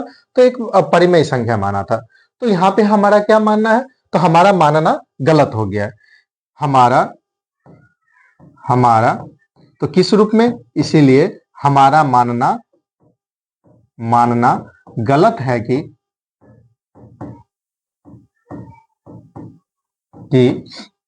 जो हमारा √5 था कि √5 एक अपरिमेय सॉरी, यहाँ पे परिमेय हम माने थे ना, तो यहाँ पे परिमेय संख्या है। हमारा ये गलत हो गया। क्यों? क्योंकि यहाँ पे ये विरोधाभास कर रहा है। चूंकि हम यहाँ पे लिख भी सकते हैं, यहाँ पे हम लिख देते हैं चूंकि कौन, ये दोनों एक दूसरे को विरोधाभास कर रहा है, यह विरोधाभास विरोधाभास कर रहा है, कर रहा है। तो यहां से तो क्लियर हो चुका है। तो विरोधाभास करेगा, तो हमने यहाँ पे विरोधाभास का मतलब क्या होता है, एक दूसरे को उल्टा करना। जैसे परमेय है तो अपरमेय हो गया, अपरमेय है तो परमेय हो गया, दोनों एक दूसरे में आ ही नहीं रहा है। परमेय होना चाहिए था तो परमेय परमेय दोनों तरफ बराबर होना चाहिए, लेकिन यहाँ पे अपरमेय हो गया, इसलिए यह विरोधाभास हो गया। तो हम बोल सकते हैं अतः क्या, तो √5 क्या हो गया, तो √5 एक परिमेय संख्या है, परिमेय संख्या है। हमने यहां तक ये जाना, और इसी तरह से लाइन बाय लाइन एग्जाम में भी लिखना है, जैसे एग्जाम में पूछा जाएगा। ठीक, तो इस तरह से आपको क्या हो गया, हमने यहाँ पे सिद्ध करके दिखा दिया, तो यहाँ पे लिखेंगे प्रूव्ड, यानी कि सिद्ध हुआ। तो इस तरह से हम इसे बनाते हैं, और यही तरीका हमेशा एग्जाम में बनाना है, और इससे हमारा जो नंबर 2 नंबर का होगा पूरा पूरा 2 नंबर मिल जाएगा। ये हमारा सिंपल तरीका था। दूसरा, इसको और कई विधि से बना सकते हैं। कई विधि में हम यहाँ से, बस यहाँ से भी लिख सकते हैं कि हाँ यहाँ पे, जैसे यहाँ पे हम लिख देंगे यहाँ विरोधाभास कर रही है, इसके बाद ये भाषा लिखेंगे, बस हो गया। तो जो जैसे समझना वैसे करके बना सकते हैं, क्योंकि एग्जाम में हमें डिटेल में समझाना होता है, तो इस तरह से हम यहाँ पे डिटेल में लिखेंगे। तो ये हमारे से क्वेश्चन कंप्लीट हो गया है। आप इसी तरह से √2, √3 और √7 को भी कर सकते हैं। सेम अगला नेक्स्ट क्वेश्चन है, इसी में इसी तरह से बनाना है। और हमें कुछ ऐसे क्वेश्चन है कि कहीं ना कहीं हमें परिमेय के रूप में 4 तरीका से ही पूछा जाता है। तो परिमेय के रूप में अगर 4 तरीका से पूछा जाएगा, जब अपरिमेय सिद्ध करना है, तो कैसे, कौन कौन सा तरीका हो सकता है, हम यहां से देख लेते हैं। ये तरीका, ये सारे जितने भी क्वेश्चन है कहीं ना कहीं इस ही रूप में पूछा जाएगा। जैसे √2 बन सकता है, सिंपल सा सीधे, जैसे हम 5 किए थे वहीं पे 2 लगा देंगे। यदि √2 पूछा जाए, √3 पूछा जाएगा तो वहां पे √3 लगा देंगे, सॉरी वहां पे 3 को हम यूज करेंगे, जहां 5 था वहां 3 हो जाएगा। तो ये दोनों तो आपसे बन सकता है। तो ये पहला तरीका था। दूसरा होता है माइनस वाला, तीसरा होता है प्लस वाला, और उसमें कहीं ना कहीं अंक दिया जाएगा, और चौथा बटा वाला हो जाएगा, ये दोनों समान हो जाएगा, यानी 3√2 है, तो जो पहले वाला था उसी तरह से बनेगा। तो हम एक और क्वेश्चन को हल कर देते हैं, प्लस वाला या माइनस वाले को उसी तरह से आप लोग भी हल कर सकते हैं। तो √2 वाला तो हो सकता है, ये दोनों हल हो सकता है, तो हम इन दोनों को छोड़ देते हैं। अब हमारा यहाँ पे 5 माइनस √3 है, उसको हम हल करेंगे। तो यहाँ पे हमें सिद्ध करना है क्या था, तो 5 माइनस √3, इसको हमें सिद्ध करना है कि यह एक अपरिमेय संख्या है। तो यदि ये अपरिमेय संख्या है तो फिर हमें वही बात करनी है, अपरिमेय है तो हमें कहीं ना कहीं इसका विपरीत मानना है। तो क्या मानेंगे, तो हम मान रहे हैं सॉल्यूशन में क्या मानेंगे, तो हम मान लेते हैं, माना कि ये जो 5 माइनस √3 है, 5 माइनस √3 एक परिमेय के मानना था, सिद्ध करना है, सॉरी अपरिमेय सिद्ध करना है, तो हम यहाँ पे परिमेय मान लेंगे। तो 5 माइनस √3 एक परिमेय संख्या है, परिमेय संख्या है। तो हमने यहाँ पे सिद्ध मान लिए। अब यदि ये परिमेय है तो परिमेय को किस रूप में लिखा जाता है, तो हम जानते हैं कि जब भी परिमेय होता है तो परिमेय को हम लिखते हैं 5 माइनस √3 बराबर कर देंगे हम P/Q का। जब हम P/Q के रूप में लिख लेंगे तो ये हमारा क्या हो गया, एक परिमेय हो गया। क्योंकि हम जानते हैं कि P/Q क्या है, तो एक परिमेय है। P/Q एक परिमेय संख्या है या परिमेय है, इस तरह से कुछ भी हम लिख सकते हैं। यहां तक हो गया। जब हमने यहाँ पे किया तो हम जानते हैं कि यहाँ पे कहीं ना कहीं अंक है, और हमने अभी बताया था कि दूसरा जो रूप होता है उसके आधार पे हमें बताना होता है, उसको भी बता देते हैं इसी में। इस तरह से आप यहाँ पे कर लीजिएगा। तो यहाँ पे दिया गया है 5 माइनस √3 और यहाँ पे हो गया P/Q। जब यहाँ पे ये मान है तो हम सबसे पहले क्या करेंगे, जो परिमेय है परिमेय को एक साइड करेंगे, यानी कि 5 जो है हमारा पहले से ही दिया गया, हम इसे उठाएंगे और उधर लेके चल जाएंगे। तो यहाँ लेके जाएंगे तो माइनस √3 बराबर, इधर ये प्लस में है तो इधर जाने के बाद माइनस में हो जाएगा, तो P/Q माइनस हमारा कितना हो जाएगा, 5 हो जाएगा। जब हम इसे हल करेंगे तो ये हमारा क्या हो गया, तो माइनस √3 बराबर यहाँ पे नीचे कुछ नहीं तो एक, और जब हम इसे लॉस करेंगे तो यहाँ नीचे क्यू आएगा और ऊपर में बचेगा p माइनस 5q। ये कहाँ से आया, तो हम यहाँ पे लॉसा किए हैं किस किस का, तो यहाँ पे नीचे में 5/1 है, यानी कि नीचे में 1 है और q को 1 से हम लघुत्तम कर दिए हैं। तो लघुत्तम करने के बाद हमारा q आया। अब q आ गया तो हम देख रहे हैं कि यहाँ पे √3 है और यहाँ पे परिमेय है। क्या दोनों एक दूसरे से समान मिल रहा है या एक दूसरे को एक जैसा बना रहा है? बिल्कुल नहीं बना रहा है, ये दोनों एक दूसरे के बराबर नहीं होगा। क्यों? क्योंकि हम जानते यहाँ पे ये विरोधाभास कर रहा है, ये चूंकि विरोधाभास हो रहा है, बस हम यहाँ पे दूसरे तरीका में इस तरह से हम बनाते हैं। ठीक, अब जब हम विरोधाभास ये हो रहा है तो हम क्या करेंगे, तो विरोधाभास को हम रोकने के लिए सबसे पहले हम भाषा करेंगे। तो सॉरी, हमें यहाँ पे विरोधाभास को रोकना नहीं, क्योंकि हमें सिद्ध करना था। तो हमें कुछ भाषा होंगे, उस भाषा को लिखना है। बस यहाँ तक हमने कर दिया, यहीं तक छोड़ देंगे। अब यहाँ पे हमें सबसे पहले लिखना है जहां। अब जहां में क्या है, तो हम जानते हैं कि यहाँ पे जो p दिया गया है p माइनस 5q बटा q क्या है, तो एक परिमेय संख्या है, एक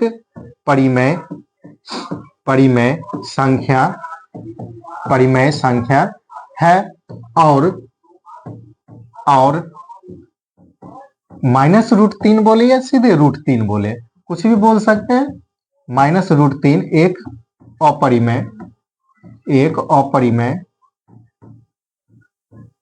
संख्या है। तो इस तरह से हम इसे लिख लेते हैं, अपरिमेय संख्या है। ये हो गया। अब जब यहाँ पे ये अपरिमेय हो गया तो यहाँ तक तो समझ में आ चुका होगा हमने क्या क्या किया। तो सबसे पहले हमने माना, इसके बाद इसे p बटा q के बराबर किया, और p बटा q एक परिमेय होता है। इसके बाद हमने p बटा q एक स्थान पे दोनों को बराबर किए, 5 माइनस √3 बराबर pq, ये सॉरी p बटा q हो गया। और जब हम इसे बराबर किए तो हम जानते हैं कि यहाँ पे जो 5 है एक परिमेय संख्या है, और परिमेय संख्या जो होती है परिमेय की तरफ ले जाएंगे। तो हम यहाँ से उठा के इधर लेके आए तो ये परिमेय की ओर आ गया, क्योंकि पहले से ये इधर वाली परिमेय है तो ये भी परिमेय में हो गया। और जैसे ही परिमेय में ला लिए तो यहाँ बचा -√3। तो -√3 जैसे ही बचा तो ये क्या है, एक अपरिमेय संख्या है, पहले से ही हम जानते हैं। और यदि ये अपरिमेय संख्या है तो हम इसे किस रूप में लिखते हैं, तो सीधे तौर पे जैसे दिया गया हम उसी रूप में लिख लेंगे। तो यहाँ पे है बराबर, तो यहाँ पे -√3 और यहाँ पे हो गया p माइनस 5q बटा q, इस रूप में हमने लिखा। और जब हम देख रहे हैं कि यहाँ पे रूट हटेगा नहीं, क्यों? क्योंकि यदि हम स्क्वायर करें तो यहाँ स्क्वायर बढ़ता है और यहाँ से स्क्वायर से जो है रूट खत्म हो जाएगा, और रूट खत्म होगा तो फिर से जो दोनों को बराबर करेंगे, ये दोनों एक दूसरे के बराबर होता ही नहीं है, इसीलिए एक दूसरे को विरोधाभास कर रहा है। तो हमने पहले भाषा के रूप में जो था, ये परिमेय है तो यहाँ पे परिमेय लिख लिया, ये अपरिमेय है तो हमने इसी लाइन में आगे अपरिमेय लिख लिया। तो इसके बाद हमने क्या जाना कि जो हमने माना था वो क्या है, गलत हो गया। तो इसीलिए हमारा मानना गलत है कि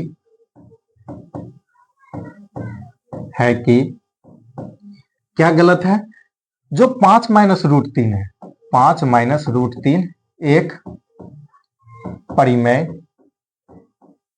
परिमेय संख्या है, ये हमारा गलत हो गया, परिमेय संख्या है, ये हमने जो माना था ये हमारा गलत है। तो अतः तो क्या सही हो रहा है, तो अतः 5 माइनस √3 एक अपरिमेय संख्या है, ये हमने माना। और यहां से हमने ये सिद्ध कर दिया कि हाँ, ये जो परिमेय था जो हमने माना था वो परिमेय नहीं है, वो मुख्य रूप से क्या है, एक अपरिमेय है। तो यहाँ पे हमने प्रूव किया, तो यहाँ लिखेंगे प्रूव, क्योंकि हमने सिद्ध किया था इसीलिए यहाँ पे हमें प्रूव लिखना है। तो उम्मीद करेंगे कि यहाँ तक समझ में आ गया होगा।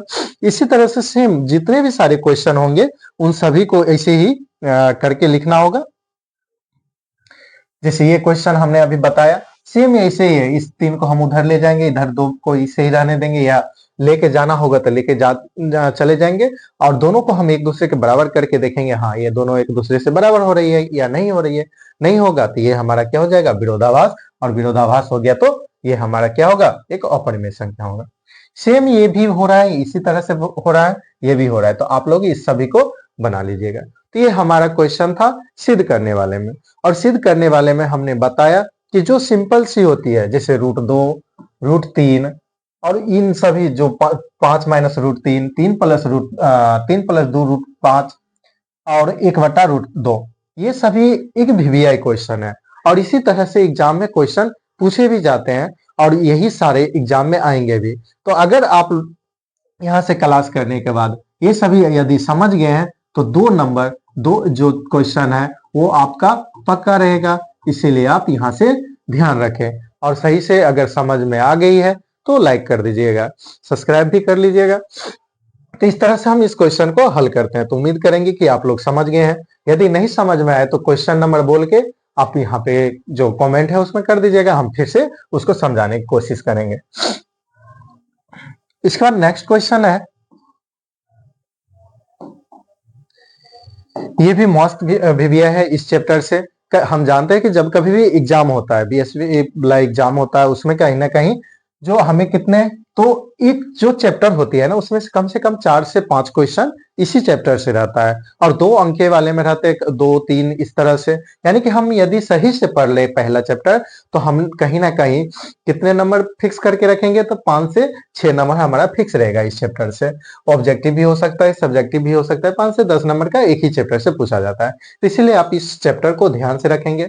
और कभी भी ध्यान रखना है, यदि हमारा पूरा सिलेबस नहीं हो पाए तो कम से कम 10 चैप्टर को अच्छे से करके रखेंगे, ताकि हमारा जितने भी क्वेश्चन है उन्हीं 10 में से आ जाएंगे, क्योंकि हमें उसके डबल क्वेश्चन दिया जाता है। तो हम यहाँ पे क्वेश्चन देख रहे हैं, क्वेश्चन में दिया गया है 0.875, सॉरी 0.0875 को P/Q के रूप में लिखिए, जहां P और Q में कोई उभयनिष्ठ गुणनखंड नहीं है। यानी कि P/Q के रूप में लिखना है, और हमें बताना है कि हाँ ये दोनों एक दूसरे के किसी भी रूप में संबंध नहीं जुड़ रहा है, ये हमें बताना है। तो हम सबसे पहले हल करते हैं। तो हल किस तरह से हम करते हैं, तो सबसे पहले हमें हल करने के वक्त हमें लिखना होता है सॉल्यूशन। सॉल्यूशन क्या है, तो हम जानते हैं कि यहाँ पे 0.0875 को किस रूप में लिखना है, P/Q के रूप में लिखना है। तो ये सिंपल सा क्वेश्चन है, बचपन में भी बहुत दिन से पढ़ रहे हैं दशमलव उड़ाना।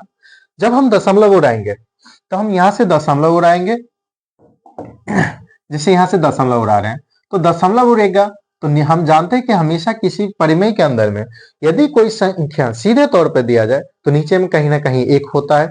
यदि 1 है तो यहाँ पे पहले से ही 1 मौजूद है, तो हमने यहाँ पे 1 लिखा। इसके बाद जितने दशमलव के बाद अंक है, दशमलव के बाद इधर देख रहे हैं तो 1, 2, 3, 4 अंक है, तो यहाँ लिखेंगे 1, 2, 3, 4। तो हमने नीचे में 4 जीरो दे दिए। क्या किए, तो दशमलव के बाद जितने भी अंक होंगे उतने नीचे 0 पड़ता है, तो यहाँ पे हमने 0 दे दिया। और जब 0 दे दिए तो यहाँ पे जब हम हल करेंगे तो यहाँ बचा कितना, तो 875/1 पे 4 जीरो, यानी कि 10,000 हमारा यहाँ पे बचा। और जब 10,000 है तो हम इसे कहीं ना कहीं इसको खंडित करेंगे, और दोनों को हम काटेंगे। तो काटेंगे तो कितना से कट रहा है, तो ये 5 से कट रहा है, ये भी 5 से कटेगा। तो 5 से काटेंगे तो ये हो जाएगा 1, फिर 3 7, यानी कि 7 5 35, फिर 2 5 25 बचा। नीचे काटेंगे तो 2,000 हो जाएगा। फिर ऊपर यहाँ पे काटेंगे, काट तो सकते हैं कैसे, तो दोनों में 5 से लग रहा है तो दोनों को 5 से हम भाग दे रहे हैं। तो एक बार इसमें 875 में भाग दिए 5 से तो 175 आया, और जब एक 10,000 में भाग दिया तो 2,000 हमारा आया। इसके बाद 175 को यदि हम काटेंगे तो 3 और 5 25 बचा। यहाँ पे काटेंगे तो 400 बचेगा। फिर 5 से कटेगा तो यहाँ 7 बचेगा, और यहाँ पे 8 जीरो 80 बचेगा। और यहाँ पे बचा कितना, तो 7/80।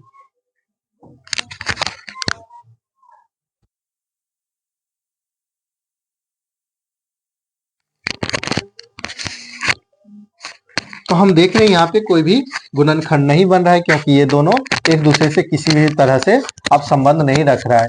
इसीलिए बोला गया था कि इसमें किसी भी प्रकार का उभयनिष्ठ नहीं होना चाहिए। जैसे यहाँ पे हमने काटा, उससे पहले उभयनिष्ठ हो रहा था क्योंकि दोनों में कहीं ना कहीं समानता मिल रही थी। अब तो नहीं समानता मिल रहा है, तो यही हमारा इसका आंसर हो जाएगा।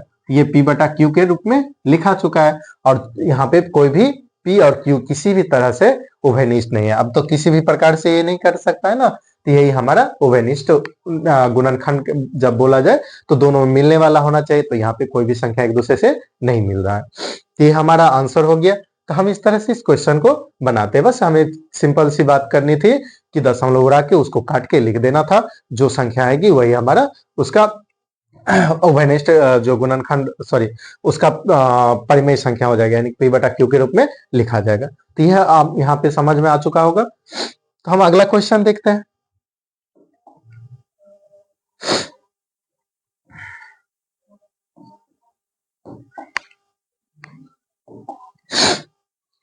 सेम क्वेश्चन है, इसको भी परिमेय में ही लिखना है। 1.34 को परिमेय संख्या के रूप में लिखिए। तो इसका भी हल सिंपल सा होगा। हल यहाँ पे सॉल्यूशन कर लीजिएगा। हम थोड़ा आंसर दे देते हैं, हिंट दे देते हैं। जैसे यहाँ पे 1.34 है, 1.34 दिया गया है। फिर से हम दशमलव उड़ाएंगे और दशमलव उड़ाने के बाद नीचे में कितना अंक पड़ेगा, तो दशमलव के बाद 2 अंक है तो नीचे में एक पहले से रहता है और 2 जीरो यहाँ पे दे देंगे। तो यहाँ पे बचा कितना, 134/100 और दशमलव जैसे ही हटता है तो कहीं ना कहीं यहाँ पे दशमलव हटने के बाद जो भी अंक होता है वहां पे हम लिख देते हैं। अब इसके बाद काट लीजिए, वही आंसर हो जाएगा। तो ये क्या होगा, तो यहाँ पे 2 से कट रहा है तो 2 से कटेगा तो 6 और 7 67 और बटा 50 हो गया। यही इसका आंसर हो जाएगा। इस तरह से आप बना लीजिएगा, तो इससे परफेक्ट आपका 2 नंबर मिल जाएगा, क्योंकि इसी तरह से इसका हल भी किया जाता है। तो P बटा Q के रूप में लिखना था परिमेय संख्या के रूप में, तो यहाँ पे परिमेय संख्या के रूप में लिखा गया है। तो यहाँ पे समझ गए होंगे। अगला क्वेश्चन देखते हैं। ये बहुत ही इंपॉर्टेंट क्वेश्चन है, इसमें थोड़ा ध्यान दे के बनाना है। बिना लंबी विभाजन वाली संख्या, इसको कैसे हल करते हैं, तो हम 1 से 2 बताते हैं, उसके बाद आप लोग बना लीजिएगा। क्वेश्चन है, बिना लंबी विभाजन प्रक्रिया किए बताइए कि निम्नलिखित परिमेय संख्याओं के दशमलव प्रसार शांत है या अशांत आवृत्ति का है। तो इसमें बताना है कि ये जो संख्या है शांत होगी या अशांत होगी। और इस तरह से क्वेश्चन में जो एग्जाम में होता है बार बार पूछा जाता है। तो हमने पीछे दूसरा या तीसरा नंबर क्वेश्चन पढ़ा होगा, जिसमें से बताना था कि 6 अंक शून्य पे समाप्त होता है। तो जब कभी भी कोई संख्या शून्य पे समाप्त होता है, तो शून्य पे समाप्त होने के लिए हमने बताया था कि नीचे में या किसी भी संख्या में 2 के पावर n होना चाहिए या 2 के पावर 5 सॉरी यहाँ पे 5 पे n होना चाहिए।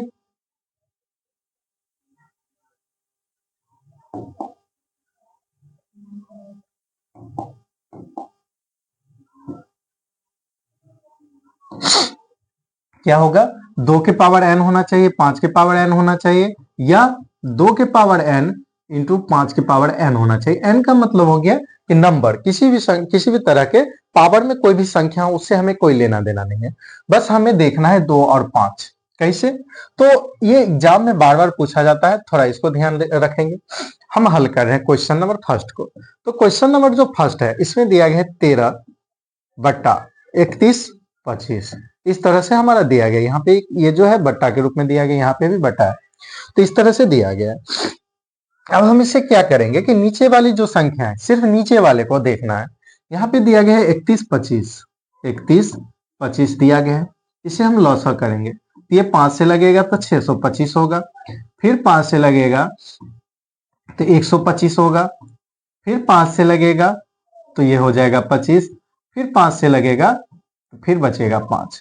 यानी कि 1 2 3 4 5 5 कितने आए हैं, तो 5 बार आए हैं। तो 5 बार आए हैं तो हम यहाँ पे लिखेंगे 13/5 के पावर कितना, 5 लिख देंगे। यहां तक समझ में आ चुका होगा। अब हमें क्या करना है कि कहीं ना कहीं हमें जीरो के रूप में लाना है। जीरो का अर्थ है कि वहां पे नीचे में जो यहाँ पे ये 5 है ना कहीं 10 100 1000 10,000, यानी कि एक के ऊपर कोई भी जीरो, कितना भी जीरो आ सके, उस तरह से हमें बनाना है। तो हम क्या करेंगे कि ऊपर नीचे यहाँ पे 5 है ना, तो 5 को यदि हम 2 से गुना करेंगे तो 5 दूनी 10 होता है। और यदि पावर समान हो, दोनों का पावर पावर यदि हम समान कर देंगे, तो जैसे यहाँ पे 5 की पावर 2 है, तो यहाँ पे लिखेंगे 2 के पावर 2, यानी कि इसका अर्थ होगा 100, यानी कि 25 का स्क्वायर 25 और गुने 2 का स्क्वायर 4, सॉरी 5 का स्क्वायर है, 5 का स्क्वायर 25 गुने 2 का स्क्वायर 4, दोनों को जब गुना करेंगे तो 100 होगा। यानी कि यदि पावर समान होगा तो जितने पावर होंगे एक पर उतने ही जीरो पड़ेंगे, इस तरह से। जैसे 5 की पावर 1 तो गुने 2 का पावर 1, यानी कि हो गया 10, तो एक पे कितने जीरो, एक जीरो। तो इसी को बोला जाता है शून्य पे समाप्त होना। तो उम्मीद करेंगे यहां तक समझ में आ गया है। तो हम यहाँ पे कितने पावर देंगे, तो यहाँ पे 5 है, दूसरा संख्या हमें क्या लाना है, तो 2 लाना है। तो 2 लाने के लिए हम जानते हैं कि ऊपर यहाँ पे 2 के पावर 5 देंगे, तो ऊपर में भी सेम संख्या 2 के पावर पावर यहाँ 5 देना पड़ेगा। क्यों, क्योंकि ताकि जब कभी भी इसे फिर से इस रूप में लाया जाए तो ये सभी एक दूसरे को काट के फिर इसी रूप में आ जाए। तो यहाँ पे समझ में आ गया है। अब इसके बाद जब हम लिखेंगे तो 13 गुने 2 के पावर 5 यहाँ पे हो गया, और बट्टा में यहाँ पे जो दिया गया है 5 और 2 कॉमन, जब पावर समान होता है तो हम जानते हैं कि ऊपर वाला जब समान हो जाएगा तो हम उसे कॉमन के रूप में लिखते हैं और नीचे वाला गुना के रूप में आ जाता है। तो जब हम इसे हल करेंगे तो ये हो गया हमारा 13 गुने 2 के पावर 5 का अर्थ हो गया, जैसे हम 2 को 5 बार लिखेंगे, जैसे 2 2 दूनी 4, 4 दूनी 8, 8 दूनी 16 और 16 दूनी 32, इस तरह से हम गुना करके लिख लेंगे। यहाँ हो गया 32 और बट्टा में यहाँ पे नीचे में बचेगा 5 दूनी 10 और 10 के पावर में 5 हो गया। तो यहाँ पे समझे कि हमने क्या किया, पावर समान होने पे जब गुना होता है तो नीचे वाली जो भी संख्या है पावर समान है ऊपर में, तो नीचे वाली संख्या यदि गुना है तो गुना के रूप में हो जाएगा। तो यहाँ पे हमने गुना कर दिया, 5 दूनी 10 हो गया। अब जब हम इसे लिखेंगे तो 13 को 32 से गुना करेंगे, 13 दूनी 26 और 13 तिया 39 और 2 41 यहाँ पे हो रहा है, और 10 के पावर 5, तो हम इसे कितने बार लिखेंगे, तो जी एक के ऊपर में हमें 5 जीरो देना है, तो यहाँ पे लिखेंगे 1 2 3 4 5, इस तरह से हम लिख लेंगे। और जब हमने यहाँ पे लिख लिया तो हमारा बचा कितना, तो जब हम इसे दशमलव के रूप में लिखेंगे तो हमें सिंपल सी बात देखना है, जो भी ऊपर में संख्या है, क्योंकि यहाँ पे 1 है और 1 को किसी भी संख्या में भाग देंगे तो वो संख्या उतना बार ही आएगा। जैसे 2 को 1 से भाग दे रहे तो कितना बार में 2 आएगा, 1 में, तो 2 बार में ही आएगा। सेम यहाँ पे भी करना है। तो यहाँ पे 416 दिया गया है तो 416, और नीचे में देखना है कितने जीरो है, तो 1 2 3 4 5, 5 जीरो है। तो हम इधर से गिनेंगे 1 2 3, एक आगे जीरो, फिर एक जीरो, हो गया 5, 1 2 3 4 5, और यहाँ पे दशमलव दे देंगे, फिर एक जीरो दे देंगे, तो यही हमारा क्या हो जाएगा, इसका आंसर हो जाएगा। तो बिना लंबी विभाजन प्रक्रिया के हम इस तरह से बनाते हैं। ये समझ में आ चुका होगा, उम्मीद करेंगे कि ये अच्छे से समझ गए होंगे। इस सेम कंडीशन यहाँ पे दूसरे क्वेश्चन में भी अप्लाई होगा, जैसे इसको भी आप इसी तरह से बना सकते हैं। यहाँ पे नीचे में 2 आएगा तो आप 5 के रूप में लिखेंगे।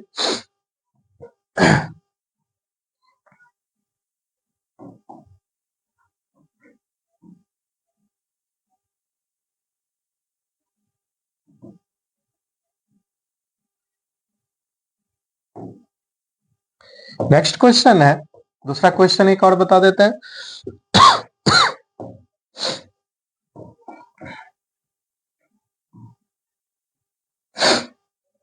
ये है 17/8,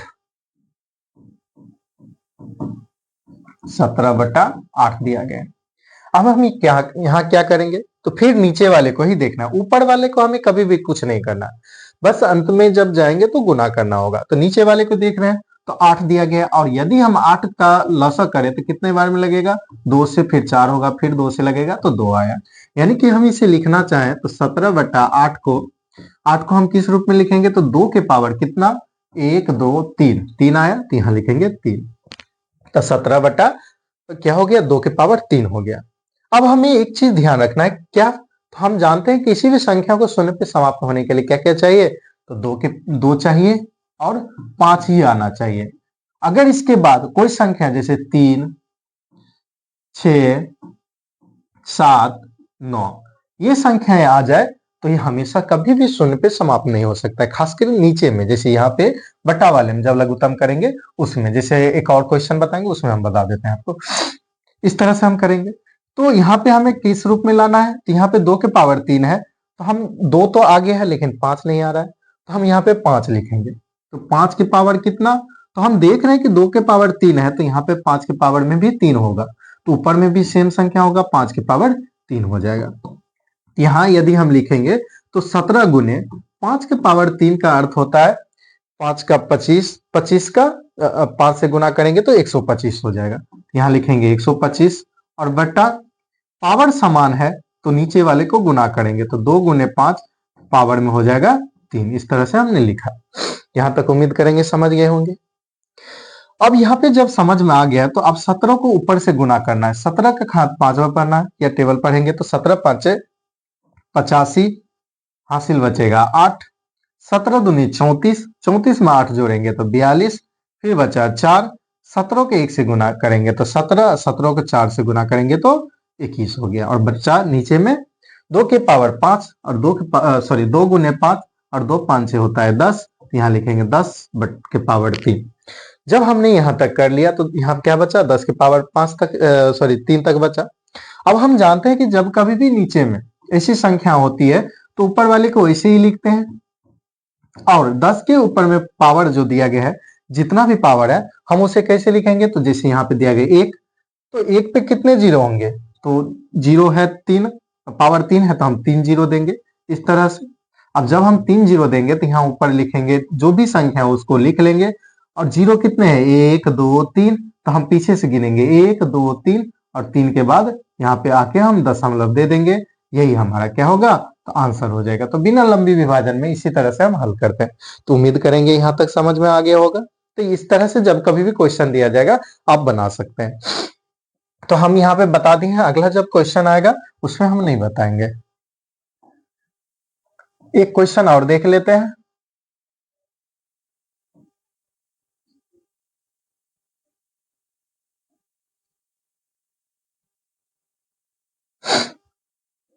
क्वेश्चन नंबर ये 5 देख लेते हैं। क्वेश्चन नंबर 5 देखते हैं। क्वेश्चन नंबर 5 में दिया गया है 129 बट्टा 2 के पावर 2, 5 के पावर 7 और 7 के पावर 5। क्योंकि हमें यहाँ पे शांत और अशांत लिखना था, तो यहाँ पे दशमलव के बाद पूरा पूरा कट गया है ना, तो हम यहाँ लिखेंगे शांत आवृत्ति। क्या लिखेंगे, शांत आवृत्ति। जो भी संख्या पूरा पूरा कटा उसे हम बोलते हैं शांत आवृत्ति, और जो पूरा नहीं कटेगा उसे हम बोलेंगे अशांत आवृत्ति। इस तरह से हम लिख लेंगे। वो पीछे वाला भी पूरा कट गया दशमलव के बाद, तो वो शांत आवृत्ति था। अब यहाँ पे देखना है, 2 दिया गया है, 5 दिया गया है, लेकिन हमने क्या बताया कि यदि कहीं 3 6 7 9 में से कोई भी संख्या होगा तो वो सीधे अशांत हो जाता है। तो इसे हम हल नहीं करेंगे, लिखेंगे यह अशांत आवृत्ति है। बस हो गया हमारा आंसर, इस तरह से बनेगा। तो शांत और अशांत कैसे समझेंगे, और सीधे नॉर्मल से तरीका देखना था तो हम यहाँ पे 2 के रूप में लाए थे, तो यहाँ पे भी बोल सकते हैं ये शांत है, क्योंकि सिर्फ 2 आना चाहिए, या सिर्फ 5 आना चाहिए, या 2 और 5 आना चाहिए। अगर इसके बाद अगर कोई संख्या और आ रहा है, जैसे 7 आया, तो ये अशांत हो गया। यदि इसमें देखेंगे, इसमें ये तो ठीक है, इसमें देखेंगे 6/15 में 6/15 दिया गया है, तो इसमें यदि हम देखेंगे तो यहाँ पे है 6/3 गुने 5 आ गया। यहाँ पे 5 तो आया, लेकिन साथ में 3 आ गया। यदि 2 रहता तो ये शांत होता, लेकिन 3 आ गया तो ये सीधे तौर पे हो जाएगा अशांत आवृत्ति। तो उम्मीद करेंगे आप लोग समझ गए होंगे अशांत आवृत्ति। अगर समझ गए हैं तो आप लोग आगे जो 2 क्वेश्चन छूट गया उन सभी को हल कर लीजिएगा। तो यहां तक तो आपको समझ में आ गया। ये सिंपल सा क्वेश्चन था और एग्जाम में पूछा जाता है। कैसे एग्जाम में पूछा जाएगा, तो शांत आसान था, तो ये कम चांस है पूछने का, लेकिन इसी टाइप का एक नया क्वेश्चन है, उसे बार बार पूछा जाता है।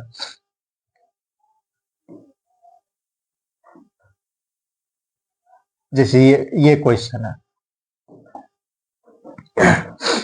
क्वेश्चन है परिमेय व्यंजक जो दिया गया इस रूप का दशमलव विस्तार दशमलव के कितने स्थानों के बाद शांत हो जाएगी, हमें वो बताना है।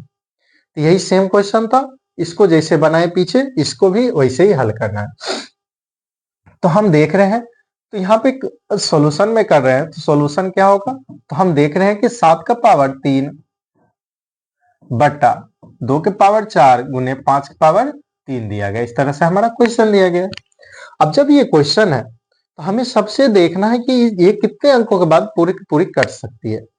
तो बस ध्यान रखना है कि नीचे में क्या क्या दिया गया है, 2 और 5 दिया गया है, तो हमें साबित करके बताना है। तो हम देख रहे हैं कि सबसे बड़ा पावर कितना है, 4 दिया गया है, तो इसमें भी हमें 4 ही लाना है। तो कैसे लाएंगे, तो यहाँ पे 7 पावर 3 बट्टा 2 के पावर 4 गुने 5 के पावर 3 है। तो हमें इस 5 को फिर क्या करना है, एक एक्स्ट्रा करना है, यानी कि एक और 5 दे देंगे तो ये 4 हो जाएगा। तो इसका भी पावर बढ़ाना है, तो इसमें भी 4 आना चाहिए, इसमें भी 4 है, तो दोनों संख्याओं में 4 क्या जाना चाहिए, 4 4 हो जाना चाहिए। तो ऊपर और नीचे हम 5 से गुना करेंगे। जब हम 5 से गुना किए तो ये 7 का क्यूब है, तो 7 का क्यूब होता है 343 गुने 5, और यहाँ पे दिया गया है 2 के पावर 4, सॉरी हाँ 2 के पावर 4 गुने 5 के पावर 3, और यहाँ पे एक पावर जुटेगा, यहाँ से गुना हो जाएगा तो प्लस 1 हो गया। जब हम इसे लिखेंगे तो गुना कर रहे हैं तो 3 5 15, 4 5 20 और 1 21 हो जाएगा, और 3 5 15 और 2 17 हो जाएगा। तो हमने यहाँ पे गुना किया तो इतना आ गया, और नीचे में 2 के पावर 4 गुने 5 के पावर 4 हो गया। तो ये समझ में आ गया। सीधे तौर पे हम लिख सकते थे यहाँ पे 5 पावर 4, क्यों, क्योंकि जब कभी भी गुना होता है किसी भी संख्या, सेम संख्या होता है, तो हमेशा पावर क्या होता है, जुटता है। जैसे 2 गुने 2, इसे हम क्या बोलते हैं, 2 का स्क्वायर। 3 गुने 3 क्या बोलते हैं, 3 का स्क्वायर। 3 गुने 3 गुने 3, इसे क्या बोलते हैं, 3 का क्यूब, तो 3 के पावर 3 देते हैं। इसी तरह से यहाँ पे भी है। जब यहां तक हो गया तो हम यहाँ पे करेंगे 7 17 15 बट्टा, पावर समान है, यहाँ पे दोनों का पावर समान है, तो 2 और 5 को गुना करेंगे तो कितना होगा, 10। तो पावर समान होने पे नीचे क्या होता है, गुना होता है, तो 10 का पावर 2 हो गया। और जब हम इसे गुना करेंगे तो 17, सॉरी यहाँ पे 4 था ना, यहाँ पे पावर में ये 4 हो जाएगा।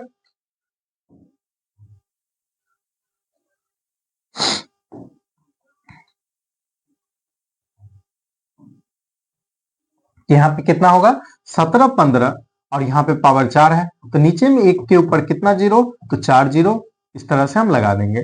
तो हो गया 17 बटा 15 यहाँ पे दिया गया है। तो जितनी संख्या नीचे में जीरो होते हैं उतने ही क्या करते हैं, हम अंक को आगे गिन लेते हैं। तो 1 2 3 4, तो 4 अंक नीचे में 4 जीरो है, इसका अर्थ है कि 4 जो अंक पीछे गिनेंगे, 1 2 3 4, तो 4 अंक पहले हमारा दशमलव होगा, तो ये हो गया 0.1715।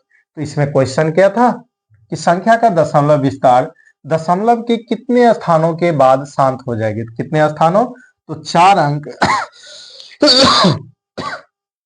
4 अंक के बाद दशमलव विस्तार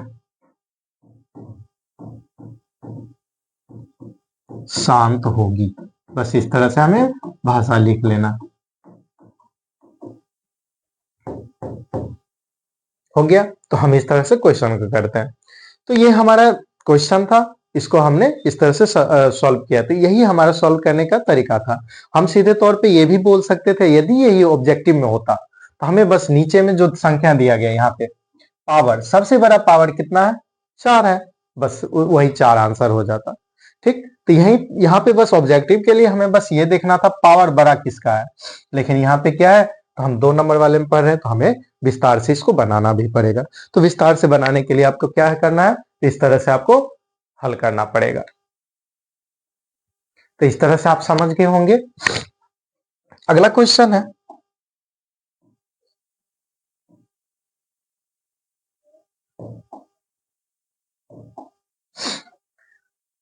क्वेश्चन दिया गया है 1.888 इस तरह से को भिन्न सरलतम रूप में लिखिए।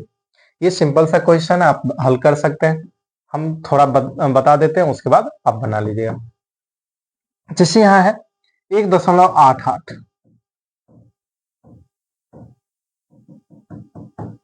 दिया है। अब 1.8 जो दिया गया है, हम इसे लिख सकते हैं 1.8 के ऊपर रेखा हो गया, तो हम यहाँ पे लिख लिए 1.8 के ऊपर रेखा। और जब इसे हम भिन्न के रूप में लिखेंगे, तो भिन्न के रूप में लिखेंगे तो 1.8 के ऊपर रेखा है, तो यहाँ पे दशमलव उड़ाएंगे, यहाँ नीचे आ जाएगा 1.9।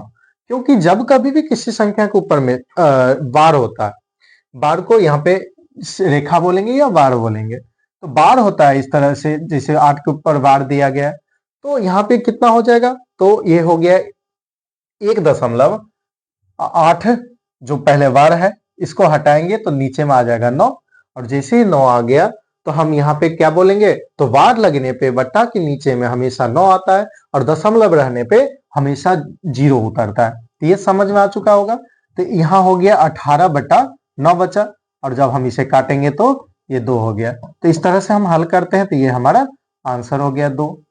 दूसरा भी तरीका है जो हम हल करते हैं, दूसरा तरीका किस रूप में होगा,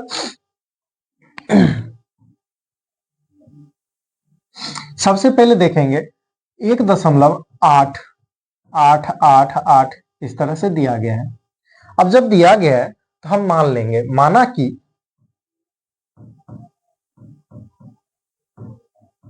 1.8888 इस तरह से बराबर x, ठीक, जो हम क्लास 9th में पढ़े थे उस तरह से। और इसको बना के इस तरह से सरल करेंगे जो 9th के आधार पे है, तो आप लोग इसको हल कर लीजिएगा। वैसे एग्जाम में आप इस तरह से भी बना लेंगे तो हल हो जाएगा। तो सिंपल सा है, इसको क्या करना है, आप 10 से गुना करना है, क्योंकि दशमलव में कितने अंक है, 1, तो 1 में 10 से गुना करना है, फिर उस तरह से आगे मान निकालना है, तो आगे मान निकल जाएगा। अगर नहीं बनेगा तो सिंपल सा ये है, इस तरह से बना लीजिए, क्योंकि एग्जाम में तो यही पूछा जाएगा। तो सरलतम रूप में, भिन्न के रूप में यही बदला जाता है। अगर वो नहीं बनेगा तो आप बता दीजिएगा, हम बता देंगे कि क्वेश्चन नंबर जो यहाँ पे 15 है वो इस तरह से नहीं बन रहा है, दूसरे रूप में बता दीजिए, तो हम अलग तरीका से भी बता देंगे। ये लास्ट क्वेश्चन, और एग्जाम में ये बहुत रेयर केस में ही पूछा जाता है, नहीं के बराबर। अगर पूछा भी जाता है तो कैसे पूछा जाता है, तो ये क्वेश्चन इस रूप में रहेगा। बोला गया है कि दर्शाइए कि कोई भी धनात्मक विषम पूर्णांक 6q+1 या 6q+3 या 6q+5 के रूप का होता है, जहां q कोई पूर्णांक है। हमें बताना है कि कोई एक जो q है ना, एक पूर्णांक दिया गया है, इस तरह से हमें बताना। तो सबसे पहले जब हम बनाते हैं तो हम मानेंगे, माना कि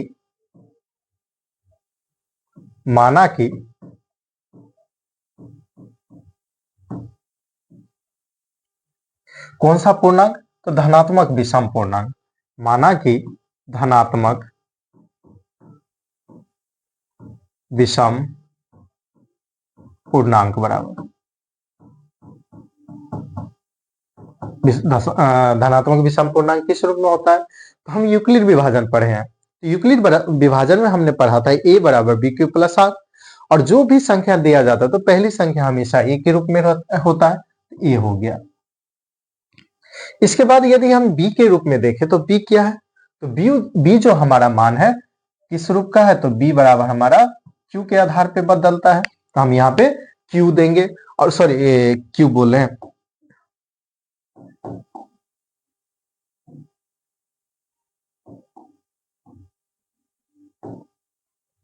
यहाँ पे जो मान है किसके आधार पर बदलेगा, तो b जो होता है यहाँ पे a बराबर bq+r, ये होता है, हमने यूक्लिड विभाजन पढ़ा था उसमें, तो इसी के आधार पे यहाँ पे bq है, तो यहाँ b का जो मान होगा, जो अंक दिया गया सभी में कॉमन 6 है, तो यहाँ b का मान हो गया 6।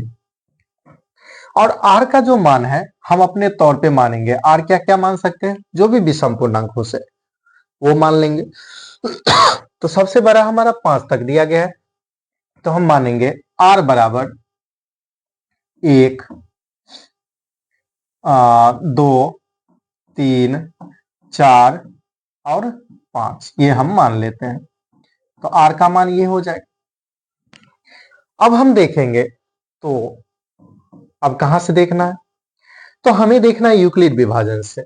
यूक्लिड विभाजन एल्गोरिथम से, यूक्लिड विभाजन एल्गोरिथम प्रमेयिका से हम क्या देख रहे हैं कि ए बराबर होता है बी क्यू प्लस आर, ये होता है।